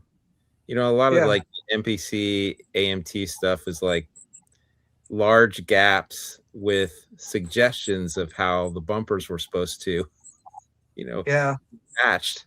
And so they were often difficult to build, where the monogram stuff was, you know, everything had a slot and a tab, and, you know, you could actually assemble it. Yeah, the wheels snap on and spin, Right. and it's pretty much like a snap kit in that aspect. But yeah, I remember some of the early NPC kits when I was young. Just like they would really go overboard with actuated suspensions and stuff like that. You know, trying to make the kingpin, trying to make posable fronts, and that as a young kid, that overwhelmed me. I was never able to make that stuff work like it was supposed to. Yeah. I like that little coffin chassis. That's a pretty finicky front suspension situation with the front hubs are two halves, and you know there's like 8 parts to that, just that front axle assembly. And doing that as a kid was always such a pain, and even as an adult building that 37 was a kind of a pain. Yeah. But So how many yeah. years do you think you've been building? Well, as a kid I built a fair amount. I built up until I was 15. I know this is like kind of a pat story, you know. And when we all get into big cars, we kind of leave the little cars behind. But yeah, that's kind of the way it happened for me too. I was in the process of building my first car, and I was getting interested in car shows and stuff, and I was learning how to paint full size stuff at that age. And so I thought I'm gonna go like real hard one time before I quit. And I'm gonna paint a model with car paint, and I'm gonna try to do as much engine detail as I can. And so I did that to I kit bashed the 55 Chevy Top Sportsman, the Carpenter Pro Sportsman. Oh yeah. I Oh, remember. okay. Chevy kit with just a stock bodied AMT 55 Bel Air. And so I was basically making like a cheese whiz kind of pro street-ish 55 Chevy with stock body proportions for the most part, but with racing guts underneath. And there was a show called the Hope Run for the Kids. It was a charity thing, and it was a model show. And I'm just realizing that this might be the genesis of my needing a deadline thing to get a model built. I decided I was going to build this model for this show, and so I hunkered down, and yeah, I remember finishing that, you know, late night before the show, and they had, of course, all the categories of the show, you know, different truck classes, a street machine class, a street rod, whatever. All those classes broke up, and then they had the best. They had an award for best interior, an award for best paint, an award for best engine, an award for best of show. I think that was all of them, and it was the only model that I took to the contest. And I entered it in the street machine class, and I won the street machine class with it, and I won the other auxiliary awards with it. And I was like, okay, I can quit. I'm done. So I still have that display with all the. It's in another part of the house that I have some diecast stuff displayed. But yeah, that was. And looking at it now, it's super crude. I don't know how. It was because it was 1990 that it did so well. I mean, nowadays nobody would give it a second look. But yeah, that was kind of the start of things as far as that went. And then I laid them down for a long time, and got married, had kids, all that. And my wife and we used to make a yearly trek out to California toward the end of January for her birthday. The weather is terrible here, and it's beautiful in Southern California. So we head out there. We used to head out there every year, and happened to coincide with the Grand National Roadster Show one time when we were out there. I think it was 2016 or 17. And we went to that, and the Galpin Autosports, or Galpin Autosports. They had a booth set up there at the Grand National Roadster Show, and they had, some of the 4-engine dragsters and the reverse wheel stander A100 and all that kind of cool stuff. And we were walking around checking all that stuff out, and they had a display case, and they had a Mysterion model kit in like a metal tin, the Revell Mysterion. Mm-hmm. Yeah. And it was like a numbered 10 or whatever. And I was like, oh man, that is so cool.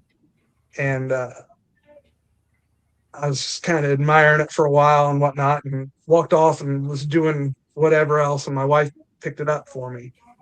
And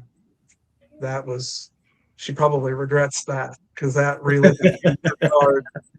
And I mean, anybody that's built that kit knows that kit's a challenge. And I knew I could spray that automotive stuff on the bodies. I'd done it that one time as a kid, and it worked pretty nice. So I went straight with house colors stuff and put that together. And it was a finicky little challenge, but it turned out really nice. And that's all it took. I had a nice space down here. My dad passed away back in 2013, and right before he passed away, we found out that my wife was pregnant. So we were going to need to move out of the house that we were in because it wasn't big enough. And when Dad passed away, I had the little house and this house, and the original thought was to throw them both up on the market and sell them both and maybe move. But this one didn't sell. So we ended up just moving into it because it was big enough. And this area down here, my dad used to be a dental lab technician. So this area down here used to be his dental lab. And regretfully, I sold a lot of equipment right after he passed away. His basement was full of equipment. And there's a lot of parallels between dental stuff and car modeling for some reason, or modeling in general. And there was a lot of equipment down here that I wish I wouldn't have got rid of, and I did, just because I at the time I didn't know I was going to get back into it. And but the space has definitely turned out to be still quite the blessing. I'm sure if he was still around, that he'd have a bunch of 3D printers down here too, and he'd be doing all that stuff for his dental lab, 100%. So very cool. Yeah. Hey, I know we're almost out of time. Before we leave here, actually, I was curious to James. I was wondering if we could pull up some of the photos from that round 2 announced of new kits, and I was curious to maybe if we went around, everybody gave their reaction on some of the new stuff that they showed. Ew, who wants to see that? Cool. Alrighty, let's get this loaded back up here. Rick, what was the thing you were most excited about, or was there anything of the? I have a 71 Camaro in the garage, and I know that kit's been made and whatever, but that Motorhead box art on that 70.5 Camaro I got to have one of those just for that box art. It'll stay sealed and it'll be in my little kind of kit display area, but I got to have one of those for sure. As far as I'm excited. I want to check out that Camaro kit for sure. The one that you did the box art for. I definitely want to do that. Or it's an 81, I guess. Yeah. Yeah. I definitely want to do that. I had an 82, so I'll probably try to make a tribute to that old dog. But yeah, I like that. That particular kit, I know, it doesn't have the stock parts in it. It's just got custom wheels and tires and side pipes and some other stuff in it. So it can't be They have added new decals to it, and so there's a new decal sheet with a lot of different of the stock graphics in a bunch of different colors, which is kind of cool. Nice. It's an okay kit. I mean, it's definitely like 70s vintage MPC, so it's got Yeah. some, it's a simple kit. I'll put it that way. Yeah. Well, But, Yeah. yeah, so Cool Rick subject. Modeler, he'll figure it out. Yeah, I'm just looking at the subject matter pretty much when I'm hunting for a kit. I don't really care too much about the. It's nice when you get one that's like I got one on deck that's the Mobius, it's the 65, Comment? the little there. drag car, Plymouth? little street machine drag car, the AA. Oh. I'd have to do too much digging to go find it, but yeah, Yeah. it's a nice new kit, and as soon as I bought it, I bought a photo etch set for it, and it's gonna be pretty much. But I know it's gonna be the quality of that kit's gonna be good enough that I can, with that photo etch kit and the parts that are in the box, I can make something that is very presentable. Yeah. What was that? A coronet, right? No. Now you're gonna make me forget. Well, they Well, did. is it the Mercury or the Dodge? Because there's a couple of 65s. And there's Plymouth too. Mercury Con VFX. Okay. Oh, it's Comet. Yeah. Okay. Even got the photo etch. This guy even got the photo etch set Yeah. taped to it. Yeah. Okay. Yeah. I did that box art, by the way. You did? I did. Yeah. It's actually, oh yeah, there's your autograph. Fantastic. I should have brought this to the show and had you sign this. That'd have been fantastic. I wish I didn't know. Chase him down in Atlanta. Yes, that's a great idea. I kind of wanted to have it built by then, but I don't think that's going to happen. But this is a nice kit. Yeah, it is Um, nice, actually. I'm excited to build it, especially with the photo etch set. The new 64s that they released this year are nice too, both of them. Yeah. Yeah. Yeah. I got a short list of Mobius kits in my stash, and I have yet to experience one. So I'm excited. I got the F350 ramp truck and 55 Chrysler 300. Yeah. I think I got the 61 Catalina or Ventura. Yeah. Pontiac. Yeah. Got that one in there. Heard the glass is kind of weird on that one, but Yeah, it's a little bit. okay. All right, here we are. Yeah. So Alrighty. Girls. I was kind of excited by the new Hot Wheels stuff they got coming out. Yeah, To me, I like that box. I was like, how have never been Hot Wheels model kits in all this time?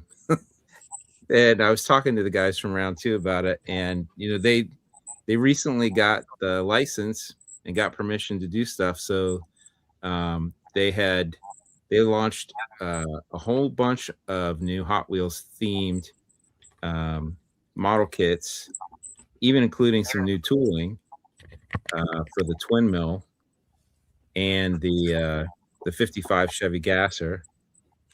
And then they're planning to do a bunch of more Hot Wheels themed kits using some of their current tooling bank, but redone as the Hot Wheels themed car. So the Gremlin was one of the Flying Colors line that they're coming out with. And I remember the Gremlin grinder because I'm a big Hot Wheels collector too. A lot of people. I have a huge diecast collection in addition to model cars, so it was cool to see the Flying Colors kind of getting some love. Yeah. See, so you got the Gremlin here. Peeking out over here is the reissue of the MPC. I think it's an '84 Bronco. They're going to reissue the a la carte-ish thing here in a moon tin. So that's an international repurposing of that. I'm presuming this is the quote unquote new tool a la carte, not the original one. But maybe it's some concoction of the original one. So a lot of the a la carte parts were lost off the original one. That's why they were retooled in the first place. So I'm not sure what the contents of this was. I took this more for a friend of mine who collects all things Moon Eyes. This is the twin mill, the new tool. It's going to come in 2 boxings. One is sort of the traditional artwork that they're using on a lot of the Snap-Tight Hot Wheels. Here is more of the 1960s era Hot Wheels, and this one is molded in what they're calling antifreeze green chrome. It's a throwback to the Spectra Flame paint that Hot Wheels had. Yeah, I'm intrigued as to how cleaned up this will be before it's chromed. Probably not, because well, just from the aspect of production, right? To take it off the tool, take it off everything, and sand it all smooth and chrome it would take dozens of man hours per model. You're just not going to do that in a commercial. But it's a brand new tool. It should be nice, but it's still going to have seam lines and stuff like that. I hope they got good. I hope they got good and creative with the sprue attachment points on those bodies, because it'd be impossible to touch those up. Sean, I'm excited about this. Sean could probably speak to exactly what's new about the candy stripper, being that I think, is this your model here? Yeah, I actually built that one. Yeah, I was gonna say, I knew you did the box. You did something to do with this project, the box art and the build. So yeah, I didn't do the box art, but I built the model that they use for photography on the box, and it's that one that they had on display there.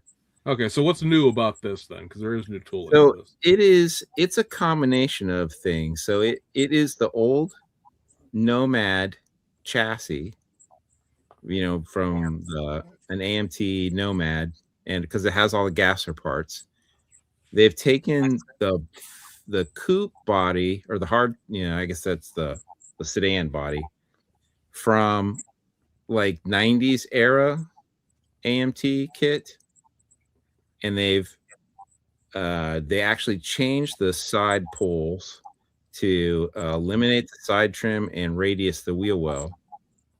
And so they've sort of kit bashed those 2 kits together, and then they there's a new sprue of engine parts, and it's got the blower and basically the parts to try to replicate the shed or the Hot Wheels diecast car, the details of that. So it has a bunch of new parts in it. It does come molded with that bluish tinted glass as an option. So it's pretty cool. And if you look at the kit, you'll also notice that it looks suspiciously similar to some movie cars that were 55 heavy gassers. So you'll probably see this in other variations that are under different licensing. And then they're planning to release it to you. See it will also come in a pink Spectra Flame finish, pink chrome plated. So I thought that kit was pretty cool. I'll probably end up picking one. I actually would like the Spectra Flame. I just like them as just sort of a replica of a die-cast car. I probably wouldn't really paint them or detail. Yeah, that blue glass is very Hot Wheels. I love that as far as a nod to the Hot Wheels aspect of it. I think that's awesome. This box art I took a picture of just because our good buddy Brian loves all things Corsairs, or Corvairs rather, and so I sent this to him, and he was like, "Dude, really?" I'm like, "Yeah, really." I'm like, I think it's just decals and attaching it to this mobile phone racing game that they released. The late model, it was a C6 Corvette that they did it's one of the old showroom replica kits. So it's another extension of that. This is the Mitsubishi L200 Dodge Ram D50. This has the Mitsubishi grill tooled up for it, and also a tilt bed. This as much as I thought it was there in the original one, no, this tilt bed is new tooling. So, or at least the part that tilts the bed is new tooling. Yeah, I thought that was pretty cool too. Nice vintage '80s graphics going on back here. I'm Yeah. very, Very much. I specifically said 1982. Says who? Is there any reference to the decal sheet in that one? Is it going to come with some great graphics like that? Some great Yeah, mini whatever's truck on the graphics? box art, I'm sure that'll be on the decal sheet. Probably along with some stock gauges and trim work too. It'd be sweet if there was a couple options there. Yeah. This over here in the corner is that new short bed Chevy. I had to take pictures of that because that's something that was already known out there. This is just another Glad nod it's around to our buddy Sean here, because again, this is another one of his little side projects on the box art here, the Home Alone plumbing truck, which is cool because you got a new bumper here, the running boards are new, the whole roof rack thing is new. I think the mirrors are new. There's a whole discussion with the guy who built this box art that he had put the mirrors on upside down, but he didn't realize that. He didn't realize that until after the model was built, and so but a good ration of good-natured crap was given to him about that. That's cool. Option addition to the old Dodge van kit, because there's a bunch of stuff here that changes it up a little bit. I don't know that necessarily makes everybody run out and go buy one, but it's just cool to have an interesting licensing tie-in. Everybody loves Home Alone. These are two bodies. These are going to fit onto the old Lindbergh, or if you really go back, IMC Dodge pickup. Little Red Wagon, exactly. And so there's going to be two bodies, two different releases. One is a panel, one is a window, and there are going to be plugs to fill the window in. These are the windows themselves. So they're going to install from the inside. So that'll be nice that it's not some sort of crazy mess. And there are going to be new seats for the passenger van version. I'm actually excited about the window van. I was planning to. I have a Jimmy Flintstone resin body of this, and I was planning to actually build a window van. Of course, now there'll be a kit of it, so I'm like, well, I'll probably just wait and do that. But that's Chop Top one, I'll tell you. I really wanted to build those window vans for a while. I think they're kind of weird, quirky, boxy little fun things. I think make a cool surf van. I didn't ask Steve, but I would assume, make the ass out of you and me, right, that this will have all of the drag parts out of the Little Red Wagon. I wouldn't see them decontenting the kit to try to make it factory stock. So obviously you could make any number of drag versions of both of these. They didn't know which one was going to come first as far as release wise, but again, these will be two different kits, not just one. It's not, this is, like I said, these are the windows, not filling in the panels. So if you want a panel van, you'll get a panel van. You want the windows, they'll have a windows. And the A-pillars, which were a comment of the original 3D prototype, are much more improved on these early production shots. So that's good to see. The big money item for a lot of folks is this Mac Semi. It's this, mind you, if you see pictures of this online, A, they're probably mine, and B, thanks for not mentioning me when you reposted them, and C, yeah, there's a lot of texture to this because it is a 3D print. I've seen a couple of people be like, oh, those molds look awful. Yeah, well, because they're not molded, you moron. It's a 3D print. But obviously this is a brand new tool, so everything here is new. There's not a lot to be all like, oh, this is part of this, this is part of that. It looks nice. I have not really sat down with an old Mac to compare it, but it looks like one to me, and I haven't really heard anyone complain that it looks not like one. And where am I here? I will take this down for half a second to be like, let me see, where's my screen at? I guess I can't make myself big. But I was gonna say, from talking to them, if you want old trucks, buy this. Holy crap, buy this, because this is going to be like the test balloon of whether or not new tool vintage truck kits are a thing. Also, new tool modern truck things will be a thing. Both of those are going to be weighed heavily based on the sales of this. There's also, I don't think I'm blowing anybody's cover here, more than one version of this coming. It's not just necessarily what you're seeing here. There will be more than one variant of this Mac coming in the future. So again, purchase this Mac if you're one of these people that all sits around and whines that there's no new trucks. Here's one right here, brand new. Go buy it if you want to see more in the future. Let's see what else is on here. The redo of the Chevy 454 SS pickup truck. So the kit here is obviously going to be the body of the new, and not like new Platts, but new tooled Chevy 1500 kit that they just did. I guess it would be 2 years ago now. But it has an entirely new suspension, and obviously there's an engine in this one. And somebody pointed out the front air dam's been retooled. Well, no, it's new tool. It's not the original kit. It's new tool. But yes, that's been fixed. And it also has a new set of wheels and tires. New tires from somebody. Holy crap! It's not gonna have those. It's not gonna have those Goodyear Gatorbacks that came on every single flipping kit that AMT made in the 1990s. But that is cool. I think a lot of people were quasi disappointed that the original 1500 kit that they did wasn't a 454 SS, being that it was a short bed, C1500. But fear not, there's an actual model kit of it. I've seen a few people be like, well, see, I told you they put an engine in it. Yeah, I guess they did eventually, but like it's a whole new engine and a whole new chassis. It's not just like this was laying around in the back someplace and they forgot to put it in, or they screwed you intentionally by not releasing it that way in the first place.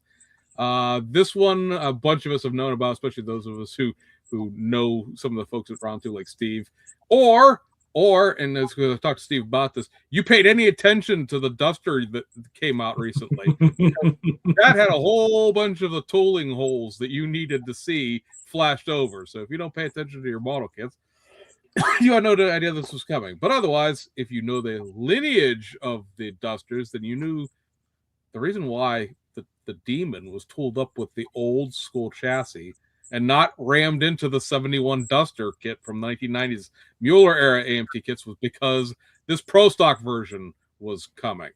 And so, yes, you'll get a Sox and Martin. I saw somebody go, can't they put a California Flash set in there? No, there's licensing involved here, people. Those folks aren't dead, and if they are, their families want money. You can't just make multiple versions in one kit. And no, they're not screwing you there either. People need their payouts. Yeah. Hey, before you move on from that one, sorry, they haven't shown it yet, but I actually did the box art for this new Sox and Martin kit, and I've seen the CAD work.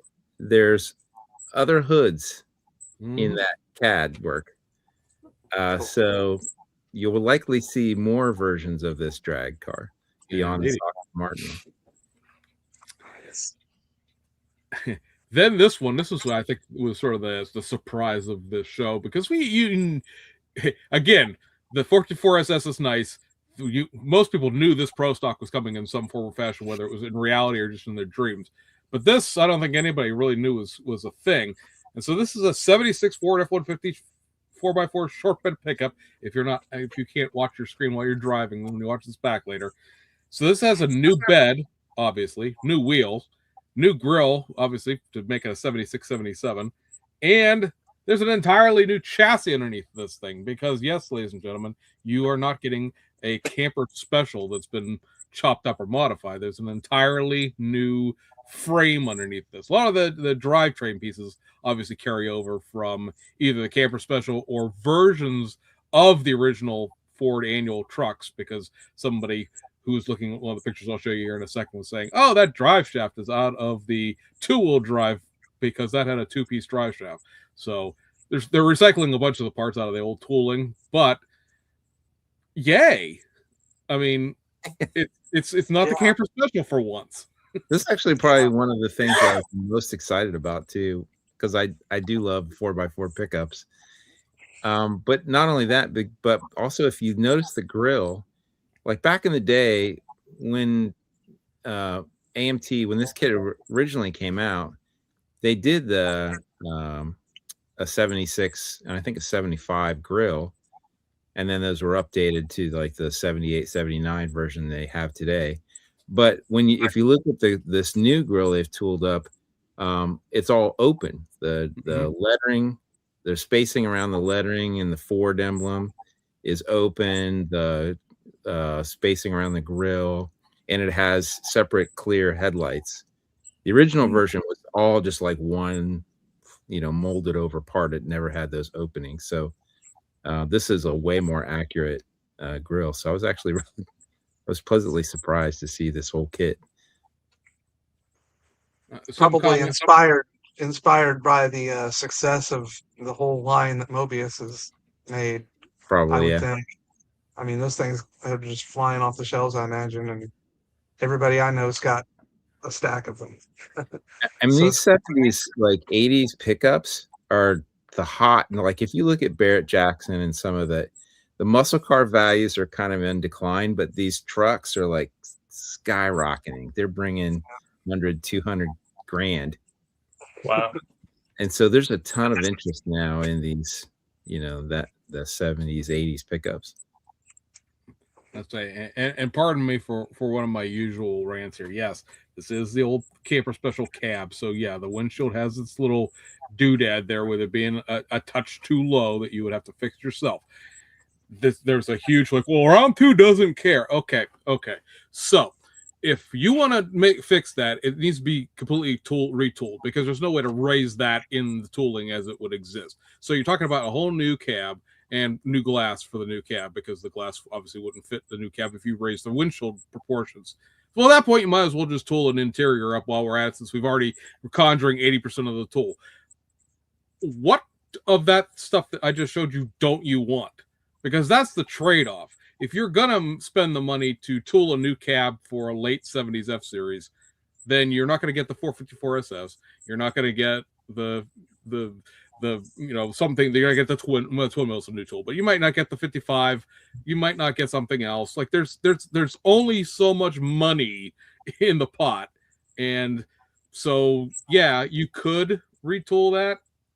And what are you giving up in exchange? Because that money has to come from somewhere. It's not. Right. I think round two, despite their impressive show display, is not a multi-billion-dollar company. They can only have so much money. The Twisted Metal, the crazy modified, I think this is what, a video game and a movie ice cream truck. I'll be interested to see people unsweet tooth this and try to turn it back into something resembling stock, because I keep hearing that rumble. Well, I can make a stock panel van out of that. Okay. All right. I'll believe when I see it. It's an AM General mail truck. Yeah, exactly. So yeah, but you know, see what people do with this. It's fun. It's cool. I appreciate, if nothing else, the licensing, use. Right? It's like, would we have seen this 10 years, 15 years ago? Certainly not under like the Racing Champions banner. We wouldn't have. So that's cool. I like that. Even if I won't get one, it's still just neat. Well, you might not get one, but I think a whole other sector of folks for sure buy models would definitely be buying. Yeah, that will attract a different genre of builder from the traditional car builder. Yeah, definitely. And then let me go to actually. Let me go to this one, because I'm just pulling off the forum here, so it's easier than reloading all the pictures. Here's Sean's pride and joy back here in the background. And this is their branding is an 81. I think technically it's a 79 Camaro, because it's not an 81 hood here. Like Sean has already mentioned, it's a street machine. You get what you see here. So it's not a stock Camaro. It has a very nice decal sheet, though. I will say that. It's got a whole slew of. If you remember, the Revell release of their Snap-Tite had all the different striping packages. This has the same thing, so you won't have to sacrifice a decal sheet from another model if you want to do something with this. Then we've talked about this before. They showed it at Akron. The retool of the 63 Pontiac Le Mans convertible. All of the innards of this are the original 63 tool, and it's just a new body. So that'll be fun. Plus, it has a bunch of upgrades like clear headlights and stuff like that. This is the engine from the 454 SS, because somebody was like, I don't believe it's an engine. So there's that. Then somebody said it was a one-piece chassis. So I took a picture of the chassis. And wow. I mean, I think this is a way more complicated, correct exhaust system than the original. Full cats and everything. I was gonna say, the 454 SS, I'm pretty sure just had the stock 1500 exhaust underneath, but I don't think it had the right exhaust. And so, yeah, obviously you're multi-piece here. This is not all molded into the chassis. So fear not, it's not a curbside, obviously, if you couldn't figure that out from the engine. This is the chassis to the 72 Duster for anybody who's interested, because there was questions about the rear end. So there's that. And then this is the chassis to the Ford. So everything you see in gray here is brand new tooling. So I like how did you take your cell phone and because they were clear glass. Yeah, I just put it in selfie mode, took a picture, and then flipped it back around in the right way. Steve offered to hold the stuff up for me, but I was like, I got it. I'm good. But yeah, so you got a new exhaust here, new rear end, new front differential, new frame, new gas tank. And I saw somebody said on one of the forums, because Steve saw that we were chit-chatting the day after I posted these pictures, somebody on this forum that we're looking at here said that, oh, this is just the Bronco kit retooled. And Steve was very adamant about the fact that it was not, in a very amusing sense, because they literally found a replacement gas tank and catted it specifically so it was the right gas tank and stuff. So lots of new to this that again, I don't think a lot of people were necessarily expecting. And that's it. Ta-da! Yeah. Awesome. So there you go, Rick. So there you go, Rick. The question was posed before we dash out here because we're running over now. Was there anything in there that's really interests you? Well, I love the Hot Wheels licensing. I think that's fantastic. I think it's gonna be good. Hopefully, it'll bring some other builders into the hobby. People that aren't, typically model car builders, even, or just Hot Wheels collectors or whatever. Yeah, I think I'll have one of those twin mills probably in my stash before it's all over with. Those are really cool looking. Hopefully a bone shaker coming too. That'd be cool. I don't know. I was talking with Aaron, product manager there. He was asking me what other all new tools, because I collect Hot Wheels. He's like, "Oh, you're a Hot Wheels guy. What other new tools should we build besides the twin mill?" So we were kind of riffing on what other ones. We talked a little bit about the bone shaker. So I don't know, anybody in the audience, if you're interested, yeah, let them, reach out to them, let them know what new tooling based on Hot Wheels cars you'd like to see. And I talked to Chad, who we had on, I think, a month ago, and the first production shot of the Bluesmobile was 2 days away from, so they didn't get it there in time for the show. I told him, because South Bend is such a quick drive from Fort Wayne, that when it got delivered, it would have been like Friday, that they should have drove it down. And he's like, well, Steve wouldn't have time to build it. I'm like, well, Steve's here, Sean's here, I'm here, and like 1,000 other modelers are here. Steve, somebody can put this together by morning. We'll figure this out. It's a group effort. We'll team it up, tag team it, but alas, it did not. But he did confirm that, at least as far as the planning of it goes, things I guess could change at the last minute. The Bluesmobile and the, don't call it the Marty McFly SR5 Toyota pickup truck, are going to both be full detail kits. We had asked him that question on the podcast. He thought the Bluesmobile was, didn't know the answer on the Toyota, so that is the answer to that. Both of those will be full detail. And yeah, I almost really couldn't. We've talked about this when that toy show stuff was announced. I really don't care about the rest of the stuff. Just give me that stupid Toyota pickup truck. Yeah, I've wanted one of those since I saw the movie, and I'll take one now. Thank you. So that, folks, is that. Rick, we asked this question of everybody on the way out the door.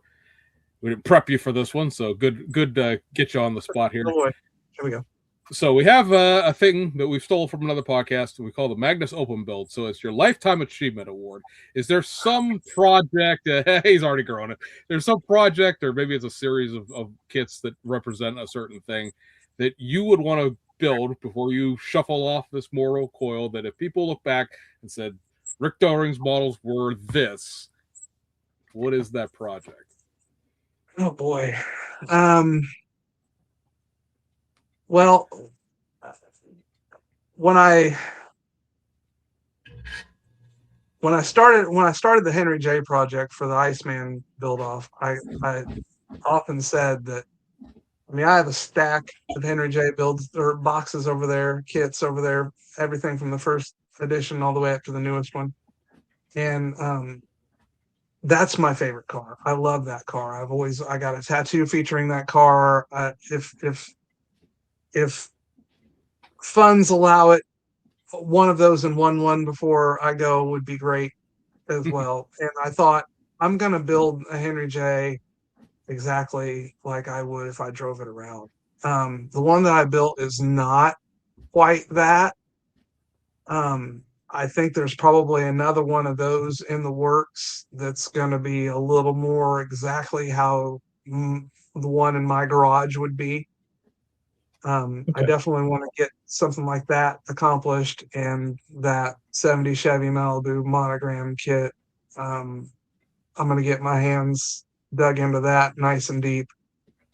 And my personal first car was a 71 Nova, and I have a combination of the AMT Nova SS Old Pro kit and the Revell 69 Nova that I plan on bashing together and making something pretty special out of a Nova of that generation. But yeah, I think the Nova, especially because it was my first car, and the Henry J because it's something that I've always kind of aspired to end up with in my garage. I mean, there's no other than the motivation and squaring up to actually do it. I have 3 other cars in the garage. I could make the Henry J happen probably if I took the time to do so. But yeah, I don't have time for the big cars that I have already. So yeah, that'd probably be what I'm after. I also have a short-term project in the works that's going to be maybe done by Acme, maybe not. Big scale funny car. Like I said, my uncle and my dad drag raced when I was little. The car that I came home from the hospital in as a baby was a 72 Charger that my dad took to the drag strip on the weekends. And my uncle had a 68 Mustang that he passed away this spring and I own now. But the Charger, a 72 Charger kit is ridiculous to get your hands on in the first place. Yeah. And it's completely incorrect for the build that I would be trying to build. It's the wrong doors, the wrong hood. It's got the exposed headlights, doesn't have the hideaway headlights. So I kind of abandoned the idea of trying to replicate that. So I think I'm going to I got some Roland Leong Hawaiian big scale Charger funny cars. And it was brown with a white top. It's going to have that body. I own the metalist thing, came from a paintless dent removal business that I own. I've got the logos for that are going to be on the side panels, be sponsoring this brown funny car with a white top 72 Charger is sort of a tribute to that car. I definitely, that's one that's in the queue that I definitely want to get knocked out too. Very That'll cool. be a little nod to everybody. It's fun. All right, Rick. Well, we certainly appreciate you joining us tonight. It's been a Have fun. good time. Thanks so much for having me, guys. It's great. And for everybody else, I know we weren't on our usual date here because of my work schedule just being craziness the last several Mondays in a row. But we appreciate you guys tuning in and catching up with us later when you do. And from all of us here, appreciate you joining us. We'll see you guys on the other side. Good night, everyone. See you next time.